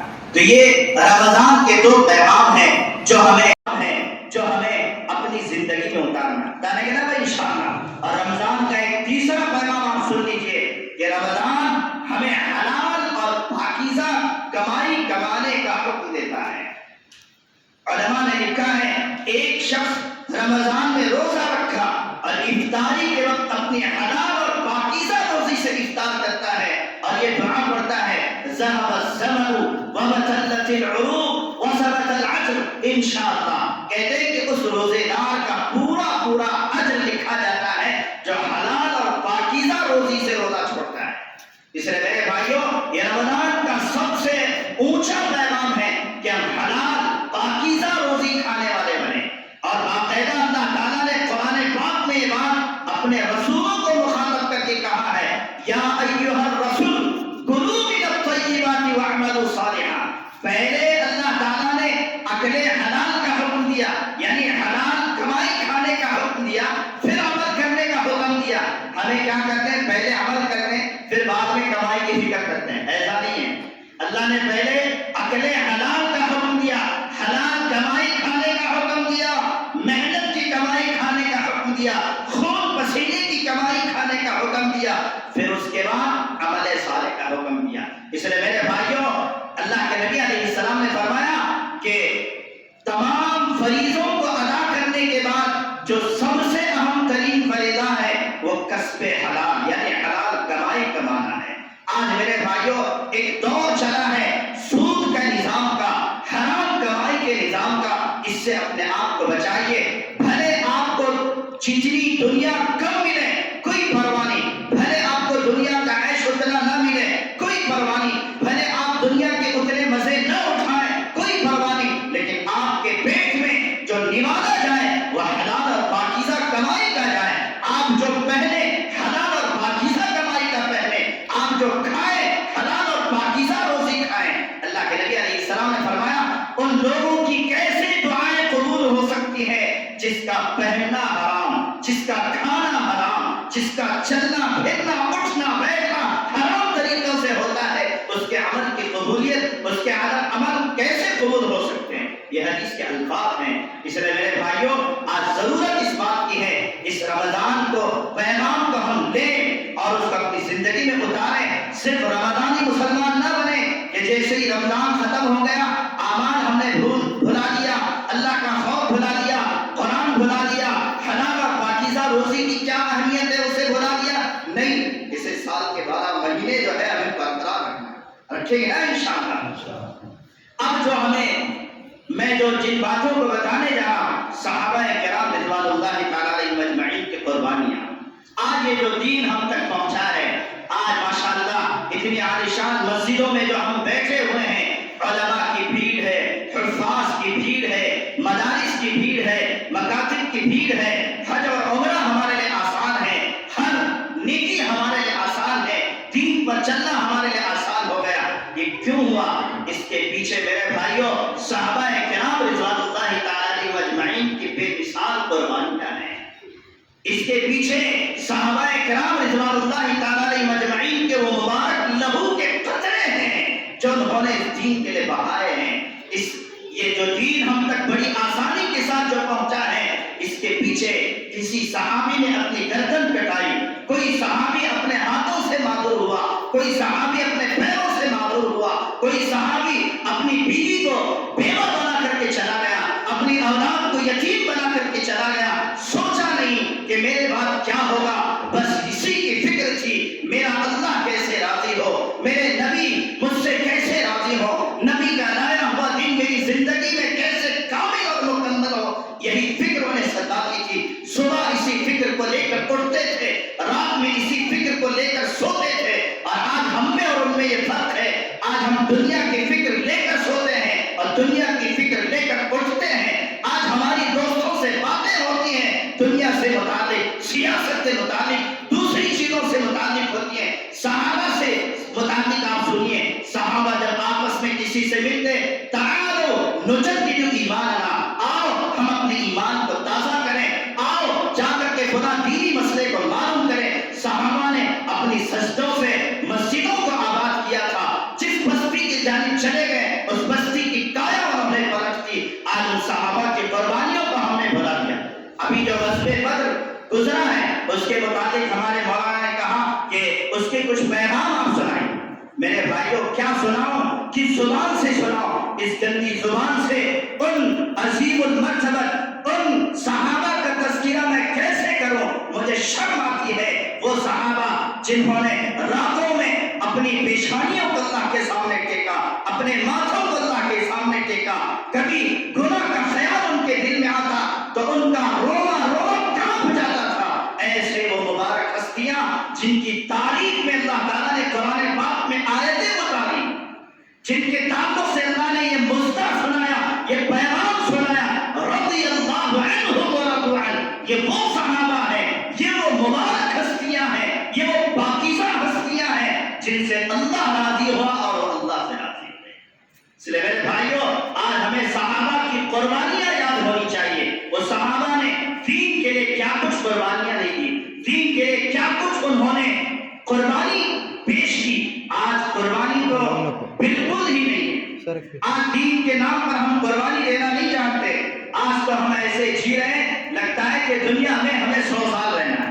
آج تو ایسے جی رہے ہیں لگتا ہے کہ دنیا میں ہمیں 100 سال رہنا ہے۔ یاد رکھو میرے بھائیوں، یہاں کوئی ہمیشہ رہنے کے لیے نہیں آیا۔ صحابہ کرام رضوان اللہ تعالیٰ علیہم اجمعین کی جو سب سے اعلیٰ صفت تھی وہ کیا تھی معلوم ہے؟ صحابہ کرام رضوان اللہ تعالیٰ علیہم اجمعین دنیا میں جب تک رہے آخرت کے لیے انہوں نے جیا، ہمیشہ ان کے سامنے آخرت تھی، مرنے کے بعد والی زندگی تھی۔ اور ہمارے پاس ہم جو بھی زندگی گزار رہے ہیں فیوچر کو لے کر زندگی گزار رہے ہیں، فیوچر کو لے کر آگے کیا ہوگا، میرے بچے کیا کھائیں گے، میرے ناتے نواسے کیا کھائیں گے، میری بیوی کیا کھائے گی، ہم یہ سوچ کر زندگی گزارتے ہیں۔ اور صحابہ آخرت کو، میرے مرنے کے بعد کیا ہوگا، میں کہاں جاؤں گا، اللہ مجھ سے راضی ہے کہ نہیں ہے، میرا رسول مجھ سے راضی ہے کہ نہیں ہے، جو دین مجھ تک پہنچائے وہ دین میرے اندر کامل ہے یا نہیں ہے۔ صحابہ یہ سوچتے تھے۔ اور آج ہم صرف اپنے فیوچر کے بارے میں سوچتے ہیں، اپنے مستقبل کے بارے میں سوچتے ہیں، یہ کوئی برا نہیں ہے، لیکن ساتھ ہی ساتھ ہمارے سامنے ہر وقت ہماری آخرت ہو، ہر وقت ہماری مرنے کے بعد والی زندگی ہو۔ صحابہ اسی کے بارے میں سوچتے تھے۔ حضرت عمر رضی اللہ تعالیٰ عنہ سے کسی نے پوچھا، اے عمر آپ کو اپنی زندگی کے بارے میں کتنا بھروسہ ہے، اے عمر آپ کو اپنی زندگی کے بارے میں کتنا اعتماد ہے، کتنا بھروسہ ہے؟ حضرت عمر رضی اللہ تعالیٰ عنہ نے کہا، تم بھروسے کی بات کرتے ہو، تم میری زندگی کے بارے میں پوچھتے ہو، مجھے تو اپنی زندگی کے بارے میں اتنا بھی بھروسہ نہیں کہ میں ایک جانب سلام پھیر لوں تو دوسرے جانب میں سلام پھیر سکتا ہوں کہ نہیں سکتا، مجھے اس بات کی بھی گارنٹی نہیں ہے۔ اور آج پتہ نہیں ہم فیوچر پر بھروسہ کر کے سود پر، بٹی پر پیسہ لے کر فلاں جگہ پراپرٹی، فلاں جگہ پراپرٹی، فلاں جگہ پراپرٹی، کیا کرو گے اس پراپرٹی کو لے کر؟ اللہ تعالیٰ نے، اللہ کے رسول نے فرمایا، انسان صبح اٹھا مال، شام کو اٹھا مال، دوپہر کو اٹھا مال، مال مال مال مال، بس یہی کہتا ہے۔ جبکہ اللہ کے نبی علیہ السلام نے فرمایا انسان کے صرف 3 ہی مال ہیں، چوتھا اس کا نہیں ہے، چوتھا اس کا نہیں ہے۔ فرمایا اذا اکل فافنا، جو اس نے کھایا ختم کر دیا وہ اس کا مال، واذا لبس فابلا، اور جو پہنا بوسیدہ کر دیا پھاڑ دیا وہ اس کا مال، واذا اعطى فی سبیل اللہ، اور جو اللہ کے راستے میں دے کر خرچ کیا وہ اس کا مال، باقی کی چوتھا اس کا مال نہیں ہے۔ اس لیے میرے بھائیوں، صحابہ کی سب سے بڑی خوبی یہ تھی وہ ہمیشہ آخرت کو سامنے رکھ کر زندگی بسر کرتے تھے، ہمیشہ آخرت کو سامنے رکھ کر زندگی بسر کرتے تھے۔ ان کے سامنے آخرت، ان کے سامنے جنت کا نظارہ، ان کے سامنے اللہ کے عذابات اور اس کی سزائیں بھی تھی، ان کے سامنے اللہ کا قہر، اللہ کی رحمت بھی تھی، ہر چیز کو سامنے رکھ کر زندگی گزرتے تھے۔ اس لیے ان پر دین پر چلنا ان کے لیے آسان تھا۔ اور آج میرے بھائیوں ہمارا مقصد صرف دنیا ہو چکا ہے، اس لیے میرے بھائیوں آج دین پر قائم رہنا ہمارے لیے مشکل ہے۔ اب ذرا صحابہ کی زندگیوں کو اٹھا کر کے دیکھیں کیسے کیسے صحابہ نے قربانیاں دی۔ غزوہ بدر جو ابھی 17 رمضان جس کے تعلق سے کہا گیا، یہ غزوہ بدر جو پیش آیا یہ اچانک پیش آیا، یہ اچانک پیش آیا۔ ہوا یہ کہ اللہ کے نبی علیہ السلام مکہ سے ہجرت کر کے مدینہ آئے اور مدینہ میں 1 سال قیام رہا۔ دوسرے سال اللہ کے نبی علیہ السلام مدینہ میں مقیم تھے۔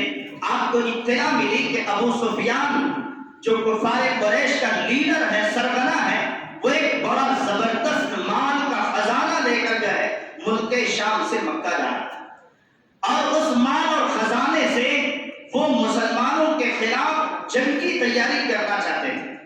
بہرحال جب اللہ کے نبی علیہ السلام کو یہ پتا چلا کہ ابو سفیان جو ہے ایک زبردست قافلے کو لے کر نکلا ہے، تو اللہ کے نبی علیہ السلام جو راستے میں آپ کو ملتا جاتا آپ اسے لے کر نکلے تاکہ ابو سفیان کے اس قافلے کو روک کر کے اس کے سامان کو روک لیں، تاکہ وہ اس سامان کے ذریعے سے مسلمانوں کے خلاف جنگ کا منصوبہ نہ بنائے۔ بہرحال پورا معاملہ ہوا۔ جب ابو سفیان کو پتا لگا کہ صحابہ ہمارا پیچھا کر رہے ہیں تو ابو سفیان نے جلدی سے مکے کو خبر بھیجی، اور مکے میں آنن فانن ایک ہی جھٹکے میں 1000 کا لشکر تیار ہوا۔ کتنے؟ 1000 کا لشکر، اور جس کا سرغنہ ابو جہل کو بنایا گیا، جس کا سرغنہ عتبہ، شیبہ اور جو بڑے بڑے لیڈران قریش تھے ان کو بنایا گیا، اور باقاعدہ انہوں نے جنگ کی زبردست تیاری کر لی۔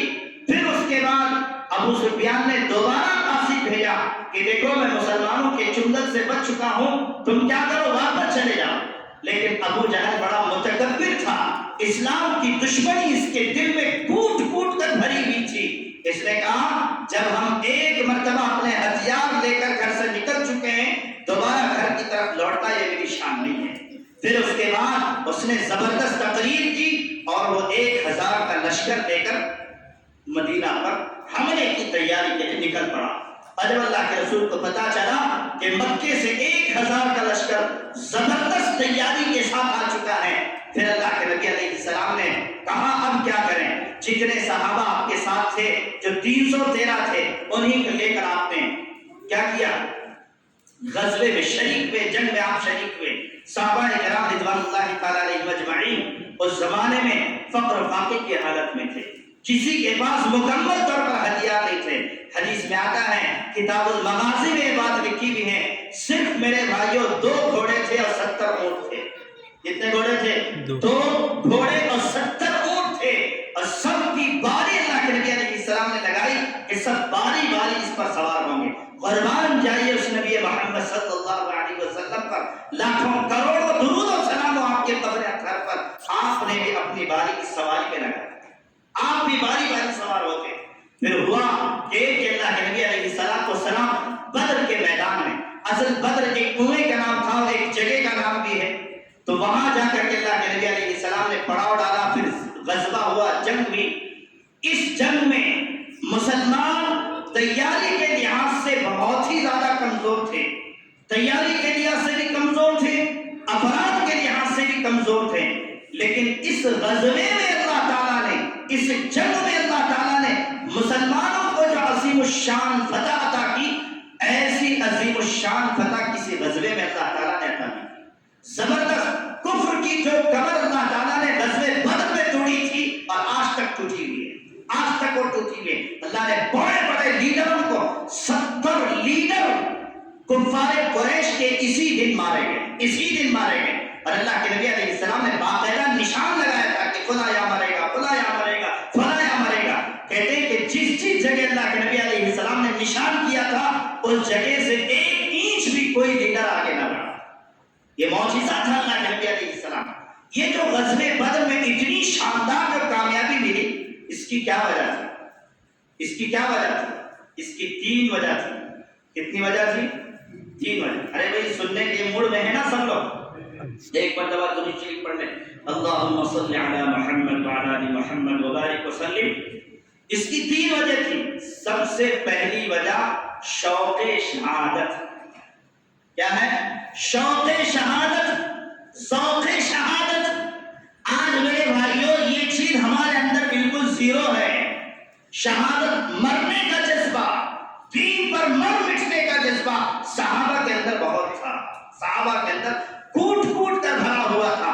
کیا جوان، کیا بوڑھا، کیا بچہ، کیا عورتیں، کیا مرد، سارے کے سارے دین پر مر مٹنے کے لیے قربان تھے۔ وہ شہادت کا شوق تھا جو صحابہ کو میرے بھائیوں اتنے بڑے دشمنوں کے آگے لا کر ڈال دیا۔ آج میرے بھائیوں شہادت کا شوق ہمارے دلوں میں نہیں ہے۔ اللہ کے نبی علیہ السلام نے فرمایا جس مومن کے دل میں شہادت کا شوق نہ ہو وہ منافق ہے۔ جس مومن کے دل میں شہادت کا شوق نہ ہو وہ منافق ہے۔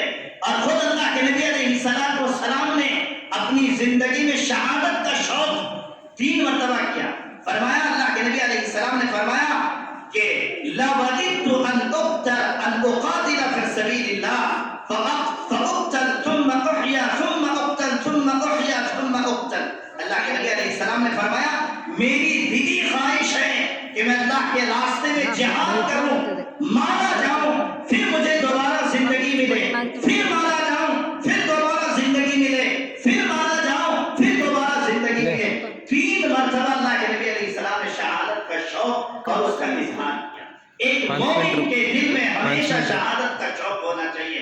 جب وقت آئے دین پر، اسلام پر، انشاءاللہ میں اپنے خون سے اپنی جان کو نچھاور کروں گا انشاءاللہ۔ ارے بھائی انشاءاللہ بولو. صحابہ کے اندر شوق شہادت بہت تھا.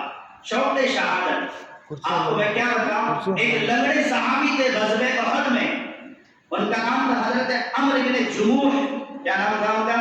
حضرت عمرو بن جموح رضی اللہ تعالیٰ عنہ. پیر سے لنگڑے تھے، پیر سے لنگڑے تھے. ان کے 4 بیٹے تھے اور چاروں بیٹے غزوے میں تھے، چاروں بیٹے جنگ میں شریک تھے. انہوں نے جا کر ابو سے کہا، اے ابو آپ لنگڑے ہیں، اللہ نے آپ سے جہاد اور جنگ کو معاف فرما دیا ہے، آپ کیوں آتے ہیں؟ اللہ نے آلریڈی آپ کو معذرین میں رکھا ہے، آپ گھر میں بیٹھیے، ہم کافی ہیں، ہم اللہ کے راستے میں شہید ہوں گے. کہا کہ تمہارا تو مسئلہ حل ہے، میرا مسئلہ کیسے ہوگا؟ تو بیٹوں کی بات لنگڑے باپ نے مانا نہیں. پھر کیا ہوا؟ اس لنگڑے باپ کو بیٹوں نے اللہ کے نبی علیہ السلام کی خدمت میں پیش کیا اور کہا کہ اللہ کے نبی علیہ السلام، میرے والد جو ہیں یہ لنگڑے ہیں، معذور ہیں، اور اللہ نے ان کے لیے جہاد کے سفر کو معاف کر دیا ہے، یہ پھر بھی جو ہے اپنی بات پر اٹل ہیں. اللہ کے نبی علیہ السلام نے اس صحابی سے فرمایا کہ دیکھو، جہاں تک آپ کا مسئلہ ہے، شرعی مسئلہ تو یہ ہے کہ آپ سے جہاد اور جنگ معاف ہے، لیکن اگر آپ جنگ میں آنا چاہتے ہیں آپ کی مرضی ہے، لیکن میں جاننا چاہتا ہوں آپ اتنے شوق کے ساتھ، اتنے ذوق کے ساتھ، اتنی بڑی بھیڑ میں کیسے مقابلے کے لیے آ رہے ہیں؟ کون سی چیز ہے جو آپ کو جہاد میں نکلنے پر ابھار رہی ہے؟ تو صحابی نے فرمایا، میری دلی خواہش ہے کہ جب میں مروں اللہ کے سامنے میری پیشی ہو اور اللہ مجھ سے پوچھے اے عمرو کیا لے کر آئے ہو، تو میں اللہ سے کہوں گا اے اللہ میں لنگڑا تھا، چل نہیں سکتا تھا، میں اپنے لنگڑے پیروں سے تیری دین کو بلند کرنے کے لیے، تیرے اسلام کو بلند کرنے کے لیے، تیرے احکامات کو زندہ کرنے کے لیے میں نے دشمنان اسلام سے قتال کیا. میں چاہتا ہوں کہ اپنے لنگڑے پیروں سے جنت میں رہوں. یہ شوق تھا صحابہ کا، یہ شوق تھا. اور آج ہمارا حال یہ ہے، مسجد کے بغل میں ہمارا گھر ہے، چل کر مسجد میں آنا ہمارے لیے دشوار ہے، چل کر مسجد میں آنا ہمارے لیے دشوار. صحابہ نے زبردست قربانیاں دی. ایک اور صحابی جو غزوہ بدر کے پہلے شہید ہیں، حضرت عمیر بن حمام انصاری رضی اللہ عنہ. حضرت عمیر بن حمام انصاری رضی اللہ تعالیٰ عنہ یہ غزوہ بدر کے پہلے شہید ہیں. اللہ کے نبی علیہ السلام جب غزوہ بدر صبح ہوئی، صحابہ کے درمیان شوق شہادت پر تقریر کی، اور تقریر کرنے کے بعد صحابہ میں جوش پیدا کرنے کے لیے اللہ کے رسول نے فرمایا، قوموا الی جنت عرضها السماوات والارض. اے میرے صحابہ، اس جنت کی طرف لپکو، اس جنت کی طرف دوڑو جس کی چوڑائی آسمانوں اور زمینوں کے برابر ہے. تو وہ صحابی جو حضرت عمیر بن حمام رضی اللہ تعالیٰ عنہ تھے، وہ اللہ کے نبی علیہ السلام کی خدمت میں آئے اور کہنے لگے اللہ کے رسول، کیا واقعی جنت جس کی چوڑائی آسمانوں اور زمینوں کے برابر ہے؟ تو اللہ کے نبی علیہ السلام نے کہا بالکل. تو صحابی نے کہا کہ اللہ کے رسول، کیا میں جنت کا حقدار بن سکتا ہوں؟ اللہ کے رسول نے فرمایا فَإِنَّكَ مِنْ أَهْلِهَا، تم تو اس میں ہو. پھر کیا تھا؟ وہ صحابی میدان جہاد میں گئے، اس سے جانے سے پہلے ان کے تھیلے میں 4-5 کھجوریں تھیں جو سوکھی تھیں، وہ نکال کر اسے کھانے لگے، کیونکہ 2 دن سے فاقہ تھا، کچھ نہیں کھایا تھا، اور زبردست دشمنوں کے لیے لڑنے کے لیے نکلے. تو میرے بھائیوں، جب وہ بیچارے اپنی تھیلی سے کھجوریں کھانے لگے تو ان کے دماغ میں خیال آیا، اگر میں یہ کھجوریں کھاتا بیٹھوں تو لمبا وقت چلا جائے گا، اس لیے کھجوروں کو وہیں پھینک دیا اور سیدھے غزوے میں چلے گئے اور شہید ہو گئے. یعنی کھجور کھانا تک کو گوارا نہیں کیا. اگر میں کھجور کھاتے بیٹھوں گا تو میرے 2-4 منٹ ضائع ہو جائیں گے، اور اس وقت میں 2-4 منٹ بھی شہید ہونے کے لیے ضائع کرنا مناسب نہیں سمجھتا. اور آج ہمارا حال یہ ہے، ہماری زندگیاں بیت گئی. آج میرے بھائیوں، شہید ہونا تو دور ہے، مسجد میں آ کر باجماعت نماز پڑھنا ہمارے لیے مشکل ہو گیا ہے. اس لیے میرے بھائیوں، صحابہ کی قربانیاں یاد رکھیں، صحابہ کی قربانیوں کو دیکھیں، انہوں نے کیسی کیسی قربانیاں دی. ایک عورت بنو دینار کے قبیلے سے تعلق رکھتی تھی. غزوہ بدر جب مکمل ہوا، وہ بیچاری راستے میں بیٹھی ہوئی ہے، اب آئیں گے تب آئیں گے، غزوے کا حال معلوم کروں گی. اچانک جب صحابہ وہاں سے نکل رہے ہیں تو وہ عورت کہنے لگی ما فعل رسول اللہ صلی اللہ علیہ وسلم. قربان جائیے اس عورت، لاکھوں کروڑوں درود درود و سلام ہو اس خاتون جنت پر، کیسا اس نے سوال کیا، ہر صحابی سے وہ پوچھتے جاتی اللہ کے نبی علیہ السلام کیسے ہیں؟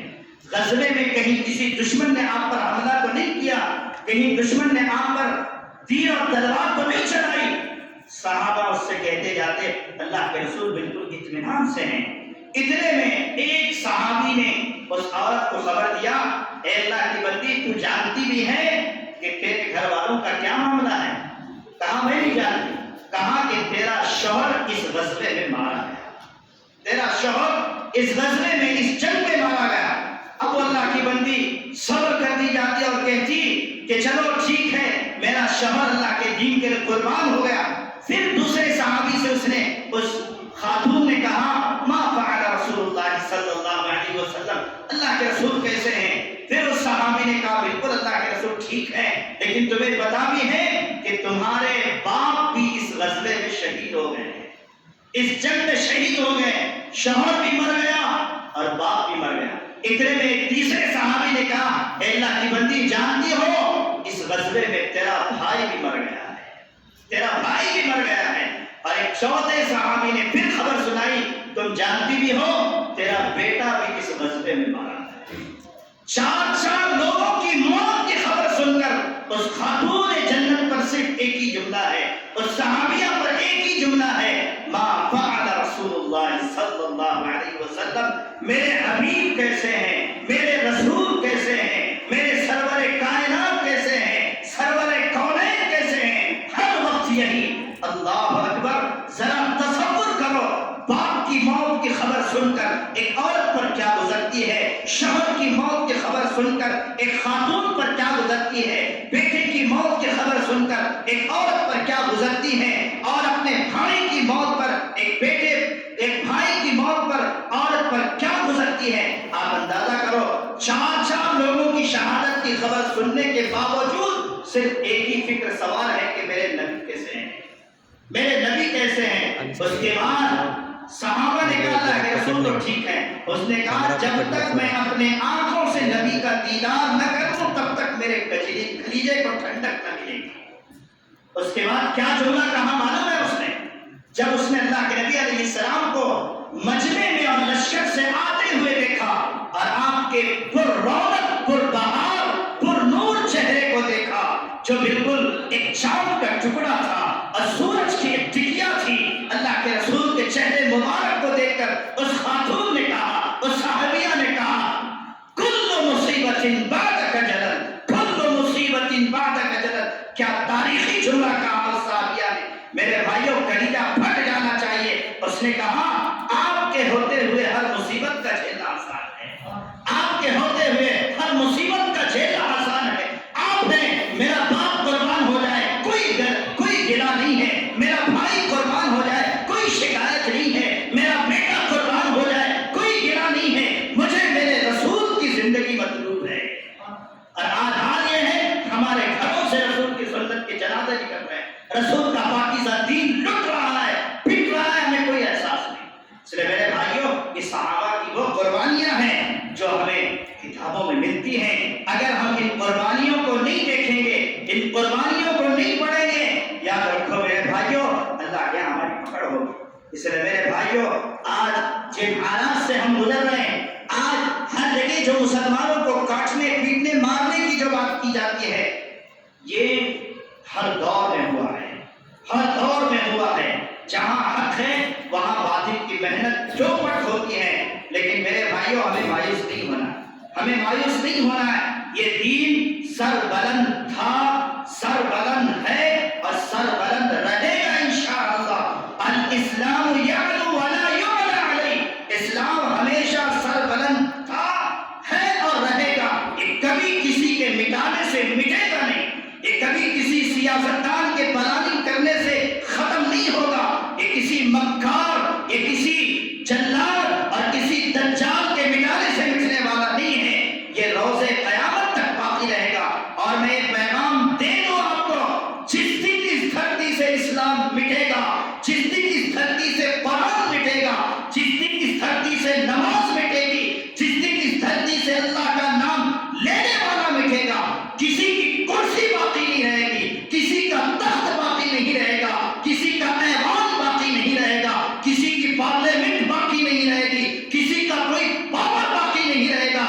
آسمان ٹوٹ جائے گا، زمین پھٹ جائے گی، یہ چاند، یہ سورج، یہ درخت، یہ دریا، یہ پہاڑ، یہ سب روئی کی ڈالوں کی طرح گھومتے ہوئے نظر آئیں گے۔ یہ دنیا میں جو چمک باقی ہے، سورج روشنی دے رہا ہے، چاند روشنی دے رہا ہے، آسمان سے پانی برس رہا ہے، زمین سے گندا اگ رہا ہے، یہ اسلام کا صدقہ ہے، یہ ایمان والوں کا صدقہ ہے، یہ قرآن پاک کا صدقہ ہے۔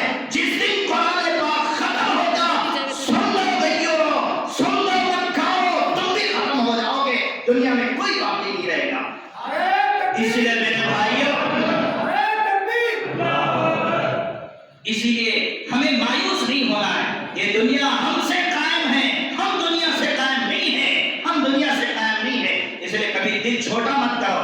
اعمال کی کمی کی وجہ سے، اخلاق کی کمی کی وجہ سے، دین کی فہم نہ ہونے کی وجہ سے آج ہم پر حالات آ رہے ہیں۔ یہ جو لنچنگ سے ہم لوگ گھبرا رہے ہیں، صحابہ کرام کی بھی لنچنگ ہوئی۔ آج جو ہمارے ماؤں سے دوپٹہ چھیننے کی بات کہی جاتی ہے، یہ پہلے زمانے میں ہوا ہے، پہلے زمانے میں بھی ہوا ہے، لیکن ان کے ایمان میں، ان کے اخلاق میں رتی برابری فرق نہیں آیا۔ اس لیے میں آپ سے کہوں گا، آپ مایوسی اپنے دلوں سے کھرچ کر نکال لیں، مایوسی اپنے دلوں سے کھرچ کر نکال لیں۔ جیسے کہ میں نے کہا تھا، غزوہ بدر کا سب سے پہلا پیغام شوق شہادت، اور دوسرا پیغام اللہ کی ذات پر بھروسہ۔ ہمیشہ اللہ کی ذات پر بھروسہ رکھو، اللہ ہمارے ساتھ ہمیشہ خیر کا معاملہ کرے گا، اللہ تعالیٰ ہمیشہ ہمارے ساتھ عافیت اور درگزر کا معاملہ کرے گا انشاءاللہ۔ یہ توکل کی صفت ہم اپنے اندر پیدا کریں۔ اور تیسری چیز میرے بھائیوں، ہمیشہ ہم اپنے اندر میرے بھائیوں آخرت کا تصور ہم اپنے سامنے رکھیں، مرنے کے بعد والی زندگی ہمارے سامنے ہو، اس سے ہماری زندگی چمکے گی۔ صحابہ کی زندگی اگر میں کہتے جاؤں رات دن ختم ہو جائیں گے۔ یہ چند کچھ نمونے جو میں نے آپ کے سامنے پیش کیے ہیں، اللہ کے لیے میرے بھائیوں ان نمونوں کو سن کر اپنے دل میں چنگاری لے کے جاؤ، اعمال کا شوق یہاں سے لے کر جاؤ۔ یہ فضیلت والی رات ہے، یہ سعادت والی رات ہے۔ اس رات میں جو آپ کو دعا کرنا ہے وہ یہی دعا کرنا ہے، اے اللہ یہ رمضان کا جو نورانی ماحول ہمیں حاصل تھا، اسی نورانی ماحول پر ہمیں سال کے 12 مہینے باقی رکھنے کی توفیق عطا فرما۔ جس طرح رمضان میں ہم نے جھوٹ سے پرہیز کیا اور غیبت سے پرہیز کیا، غلط کاموں سے پرہیز کیا، ایسے ہی اللہ رمضان کے بعد بھی گناہوں سے پرہیز کرنے کی توفیق عطا فرما۔ اللہ تعالیٰ سے دعا کریں، یہ دعا والی رات ہے، یہ عبادت والی رات ہے، یہ اللہ سے میرے بھائیوں سعادت والی، ہدایت مانگنے والی رات ہے۔ حضرت عائشہ رضی اللہ تعالیٰ عنہ نے اللہ کے نبی علیہ السلام سے پوچھا، اے اللہ کے نبی علیہ السلام کو پاؤں تو اللہ سے کیا مانگوں، اللہ سے کیا مانگوں؟ اللہ کے نبی علیہ السلام نے حضرت عائشہ سے فرمایا، اے عائشہ تم یہ دعا پڑھنا، سب لوگ پڑھ لو، اللہم انکا عفو تحب العفو فاعف عنی، اللہم انکا عفو تحب العفو فاعف عنی، اللہم انکا عفو تحب العفو فاعف عنی۔ یہ دعا کا مطلب ہے اللہ تو معاف کرنے والا ہے، تو معافی کو بہت پسند کرتا ہے، اے اللہ تو ہمیں معاف کر۔ اللہ کے نبی علیہ السلام نے یہ نہیں کہا کہ آپ یہ مانگو، آپ اللہ سے جنت مانگو، آپ اللہ سے یہ مانگو۔ اگر اللہ تعالیٰ کی طرف سے کسی کو عافیت مل گئی، معافی مل گئی، تو پھر اس کا دنیا میں بھی بیڑا پار، آخرت میں بھی بیڑا پار۔ اس لیے اللہ سے رو رو کر اپنے گناہوں کی معافی ہمیں مانگیں گے انشاءاللہ۔ اللہ تعالیٰ کئی سنی باتوں پہ عمل کی توفیق عطا فرمائے۔ میں اس نورانی کمیٹی کا بڑا تہذیب سے شکریہ ادا کرتا ہوں کہ انہوں نے مجھے اس تاخیرات کے موقع پر کچھ کلمات کہنے کا موقع دیا۔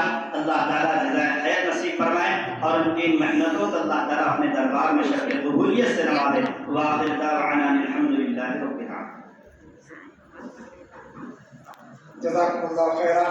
اللہ تعالیٰ حضرت مولانا نعیم صاحب قطبی دامت برکاتہم کے اللہ تعالیٰ ان کے علم میں، عمل میں، تقوی میں، فکر میں، زبان میں اور ان کی ایمانی فراست میں، ان کی بول میں اللہ تعالیٰ مزید ترقیات سے اللہ اور نوازے۔ میں اللہ تعالیٰ کا شکر کے ساتھ حضرت مولانا نعیم صاحب کا بھی میں شکریہ ادا کرتا ہوں کہ ماشاءاللہ حضرت مولانا نعیم صاحب نے ہمارے مختصر مجمع کے اندر ماشاءاللہ بہت رمضان کا پیغام، صحابہ کی قربانیاں، یہ بدر کے متعلق جتنی باتیں جو شوق شہادت اور صحابہ کی جو ایمانی کیفیات کو جس درد کے ساتھ، جس علمی استعداد کے ساتھ انہوں نے ہمارے سامنے رکھا ہے، اللہ تعالیٰ مولانا کے ایک ایک لفظ، ایک ایک بات پر ہمیں غور و فکر کر کے اس پر اللہ تعالیٰ نے عمل کرنے کی توفیق عطا فرمائے۔ آپ حضرات سے ہماری گزارش ہے یہ حضرت مولانا کا جو پورا بیان ابھی جو ہوا ہے، یہ ضرور یہ بیان جو ہے آپ کو بعد میں انشاءاللہ آپ اپنے چینل کے اندر ڈالیں گے، اس بیان کو آپ بار بار سنتے رہیں اور اپنے گھر کے عورتوں کو بھی سناتے رہیں، تاکہ صحابہ کی قربانیاں کو ہم بار بار سنیں گے تو ہمارے اندر کا ایمان کا جو پاور ہے، ہمارے ایمان کی جو اندر کی کمزوری ہے وہ دور ہوتی جائے گی۔ اللہ تعالیٰ حضرت مولانا کو جزائے خیر عطا فرمائے، ہماری اس 21ویں تعمیرات کا اللہ تعالیٰ اس رات کا جیسا حق ہے ویسا حق ادا کر کے اس کی عبادت کرنے کی توفیق عطا فرمائے۔ ابھی دعا ہوگی، دعا کے بعد جن کا وضو ہے جو آرام سے عبادت کر سکتے عبادت کریں، نہیں کر سکتے تو جلدی جا کر آرام کریں، صبح جلدی سحری وقت سے پہلے کر لیں، فجر کی نماز جماعت کے ساتھ پڑھنے کی فکر کریں، کم سے کم 2 رکعت صلاۃ التوبہ ہے، صلاۃ التسبیح ہے، صلاۃ الحاجت ہے، سورہ یاسین کی تلاوت ہے، آیت الکرسی ہے، کیا بھی نہیں آتا تو مسجد میں بیٹھ کر سبحان اللہ ہے، وہ بھی نہیں کر سکتے تو کم سے کم اللہ کا قرآن آپ کو پڑھنا آتا ہے تو پڑھے، نہیں پڑھنا آتا ہے تو کم سے کم قرآن کو کھول کر اسے محبت بھری نگاہوں سے دیکھتے رہے۔ اللہ تعالیٰ ہمیں اس رات میں خوب نیک اعمال کرنے کی توفیق عطا فرمائے۔ ابھی دعا ہوگی، تمام ساتھیوں سے گزارش ہے جو ٹیک لگا کر بیٹھے ہیں وہ ذرا ٹیکا چھوڑ کر سامنے آ جائیں، انشاءاللہ سب مل کر اللہ کے سامنے رو کر دعا کریں گے۔ ذرا لائٹوں کو بھی ذرا بند کر دو اور ایک تھوڑی دیر ہم لوگ جو ہے وہ اللہ کا ایک مختصر سا ذکر بھی کر دیں گے، اس کے بعد انشاءاللہ دعا بھی کر دیں گے۔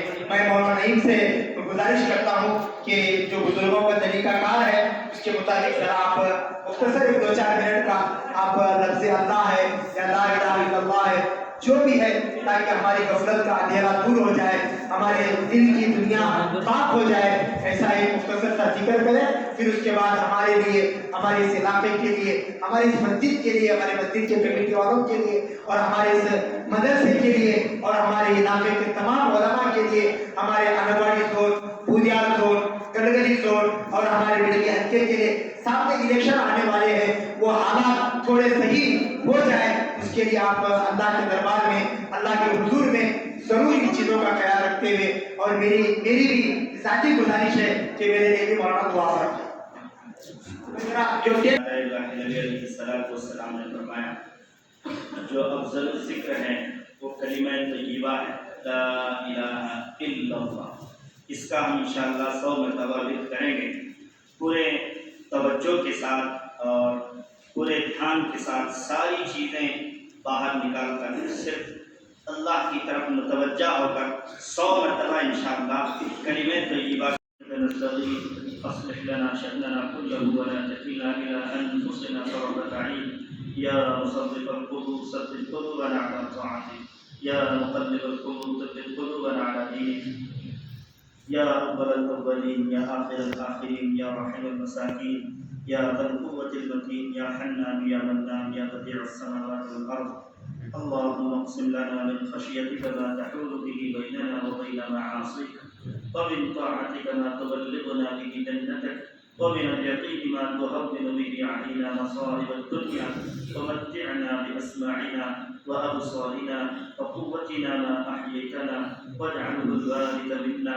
واجعل ثأرنا على من ظلمنا وانصرنا على من عادانا ولا تجعل مصيبتنا في ديننا ولا تجعل الدنيا أكبر همنا ولا مبلغ علمنا ولا غاية رغبتنا ولا تسلط علينا من لا يرحمنا اللهم زدنا ولا تنقصنا فأكرمنا ولا تهنا فأعطنا ولا تحرمنا وآتنا ولا تؤثر علينا وأرضنا وارض عنا اللهم حبب إلينا الإيمان وزينه في قلوبنا وكره إلينا الكفر والفسوق والعصيان اللهم اجعلنا من الراشدين اللهم إنا نعوذ بك من جهد البلاء ودرك الشقاء وسوء القضاء وشماتة الأعداء اللهم إنا نعوذ بك من البرص والجنون والجذام وسيء الأسقام اللهم أصلح لي ديني الذي هو وعصمة أمري وأصلح لي دنياي التي فيها معاشي وأصلح لي آخرتي التي فيها معادي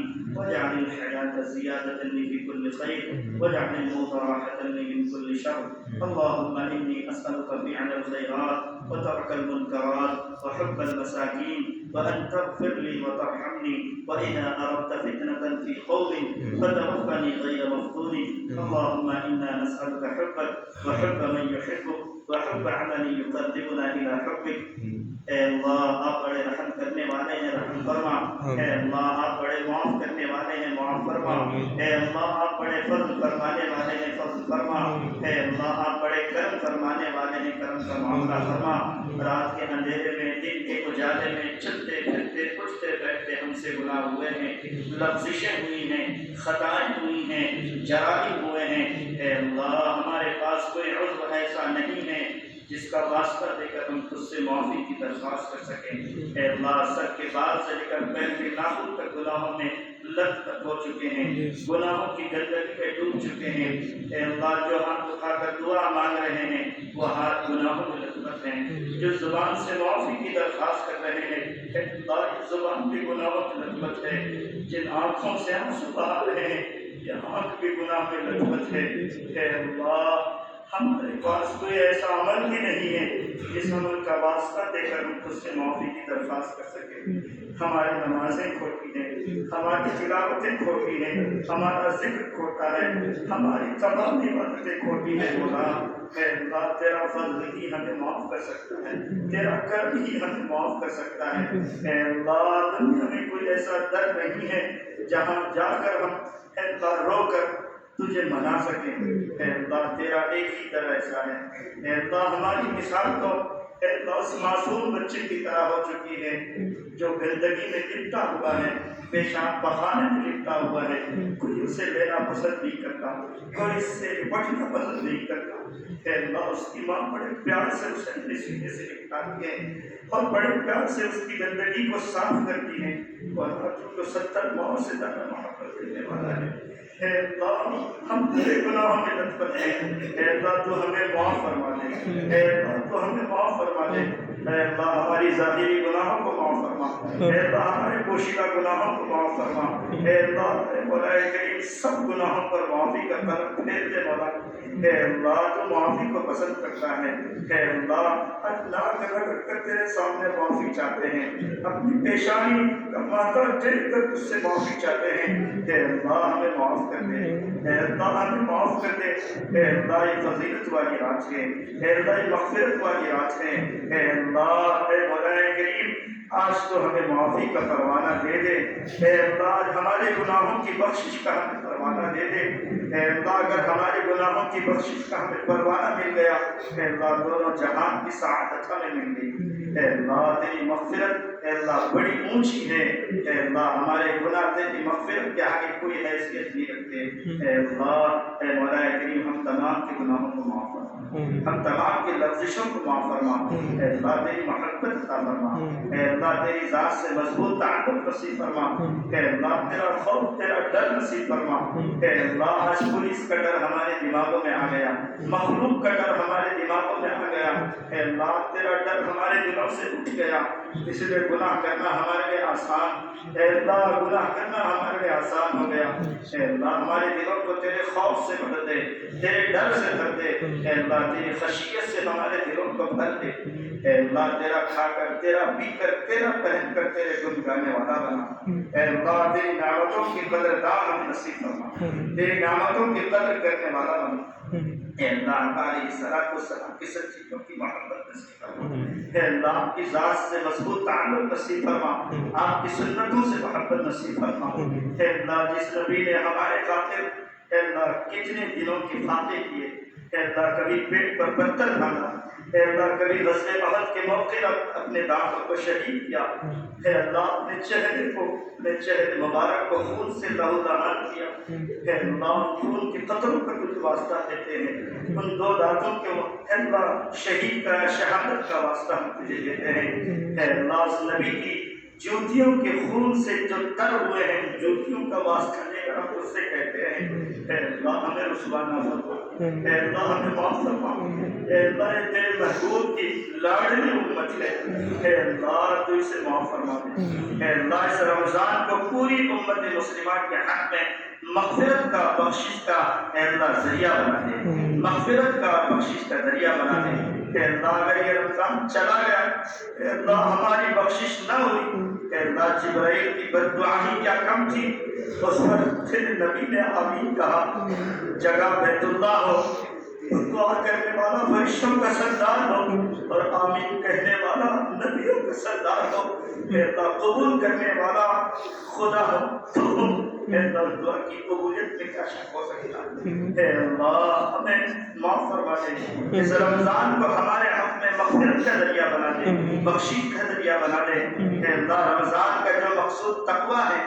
اس تقوی کی صفت سے ہم تمام کو مالا مال فرما، تقوی کی صفت سے ہم تمام کو مالا مال فرما، اے اللہ رمضان کی تمام سعادتیں برکات و انوار ہم تمام کو نصیب فرما، اے اللہ روزوں کا جو مقصد ہے وہ ہمیں عطا فرما، اے اللہ قرآن پاک کی نورانیت ہم تمام کو نصیب فرما، اے اللہ قرآن پاک کا پڑھنا ہمیں نصیب فرما، قرآن پاک سے محبت کرنے والا بنا، قرآن پاک کے حلال کو حلال جاننے والا، حرام کو حرام جاننے والا بنا، اے اللہ اسے پڑھنے والا بنا، اسے سیکھنے والا بنا، اسے عام کرنے والا بنا، اس کی خدمت کے لیے اپنی جان مال عزت لگانے کی توفیق عطا فرما، اے اللہ ہر وقت ہر آن ہمیں قرآن کی خدمت میں لگے رہنے کی توفیق عطا فرما، اے اللہ ہمیں حلال اور پاکیزہ روزی نصیب فرما، اے اللہ ہمیں حلال اور پاکیزہ روزی نصیب فرما، اے اللہ ہم میں بہت سارے لوگ پریشان حال ہیں، اے اللہ کوئی روزی کے لیے پریشان ہے، کوئی اولاد کے لیے پریشان ہے، اے اللہ کوئی گھریلوی معاملے کو لے کر کے پریشان ہے،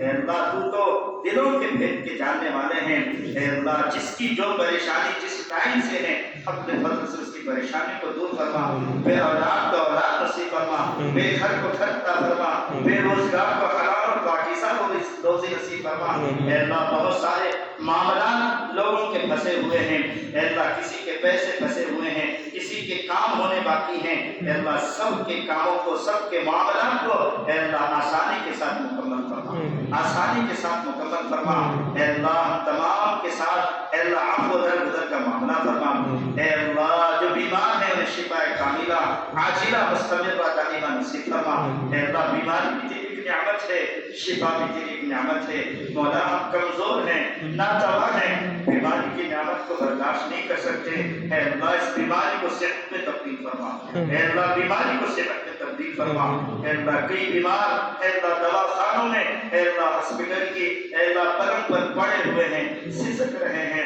تڑک رہے ہیں، اے اللہ ان کی شفا یابی کے فیصلے فرما، اے اللہ کسی کا بھائی بیمار ہوگا، کسی کی ماں بیمار ہوگی، کسی کا کوئی رشتہ دار بیمار ہوگا، اے اللہ سب کی بیماروں کو شفا کاملہ عاجلہ مستمرہ دائمہ نصیب فرما، اے اللہ کوئی اپنی بیٹیوں کی نکاح کے لیے پریشان ہے، اپنے بیٹوں کے نکاح کے لیے پریشان ہے، سب کو نیک صالح جوڑا نصیب فرما، سب کو نیک صالح جوڑا نصیب فرما، اے اللہ کئی ایسے اے اللہ بے قصور لوگ جیلوں کے سلاخوں کے پیچھے پڑے ہیں، اے اللہ ان کے رہائی کے فیصلے فرما، اے اللہ ان کے رہائی کے فیصلے فرما، اے اللہ ان کے اولاد پر کیا گزرتی ہوگی، ان کی بیویوں پر کیا گزرتی ہوگی، اے اللہ اگر ہم ایک دن کے لیے سفر پر ہوتے ہیں 10 مرتبہ بیوی بچوں کی خیریت معلوم کرتے ہیں، اے اللہ کسی کے 2 سال ہو گئے، کسی کے 5 سال ہو گئے، کسی کے 7 سال ہو گئے، تو اپنے لاڈلوں کا منہ تک انہوں نے نہیں دیکھا، اپنی بیوی کا منہ تک انہوں نے نہیں دیکھا، اے اللہ ان کے رہائی کے فیصلے فرما، اے اللہ ان کے رہائی کے فیصلے فرما، ظالم کے ظلم کو ختم فرما، اے اللہ ظالم کے ظلم کو ختم فرما، اے اللہ اس کے حق میں ہدایت ہے تو اے اللہ اسے ہدایت سے امکنار فرما، ورنہ اس کا ناپاک سایہ درسی سے مدد فرما، اے اللہ اس وقت کا سب سے افسوس کن مسئلہ یہ ہے کہ مسجد اقصی سسک رہی ہے، بھٹک رہی ہے، اللہ اس کے منارے اور اس کا گنبد ہمیں للکار کر کہہ رہا ہے، اے امت مسلمہ کہاں ہو، آج مجھے ناپاک یہودیوں کی چنگل سے آزاد کرو، اے اللہ معصوم بچے جن کے سینوں میں گولیاں داغی جا رہی ہیں، اے اللہ معصوم عورتیں جن کے دوپٹوں کو چھینا جا رہا ہے، اے اللہ وہ تیرے گھر میں سجدہ کرنے آ رہے ہیں، اے اللہ ان کا کیا جرم ہے تیرے آگے جھکنے کا؟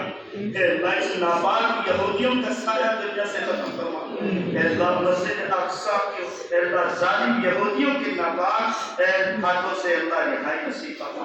اے اللہ پھر سے مسجد اقصی میں اذان کی آواز اے اللہ گونجنے کے فیصلے فرما۔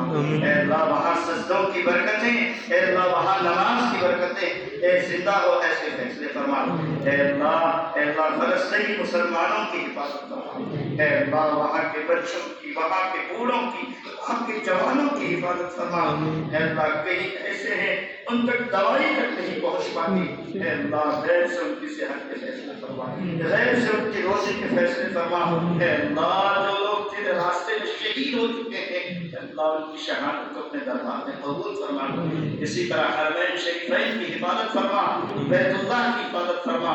اے اللہ اس وقت بیت اللہ پر جو شام مسلط ہوا ہے، اے اللہ اس کو تبدیل فرما کر کسی انصاف پسند، اے اللہ کسی تقوی طہارت والے انسان کو اے اللہ اس کی تولیت نصیب فرما۔ اے اللہ مولا کریم بیت اللہ کی حفاظت فرما، حرمین شریفین کی حفاظت فرما۔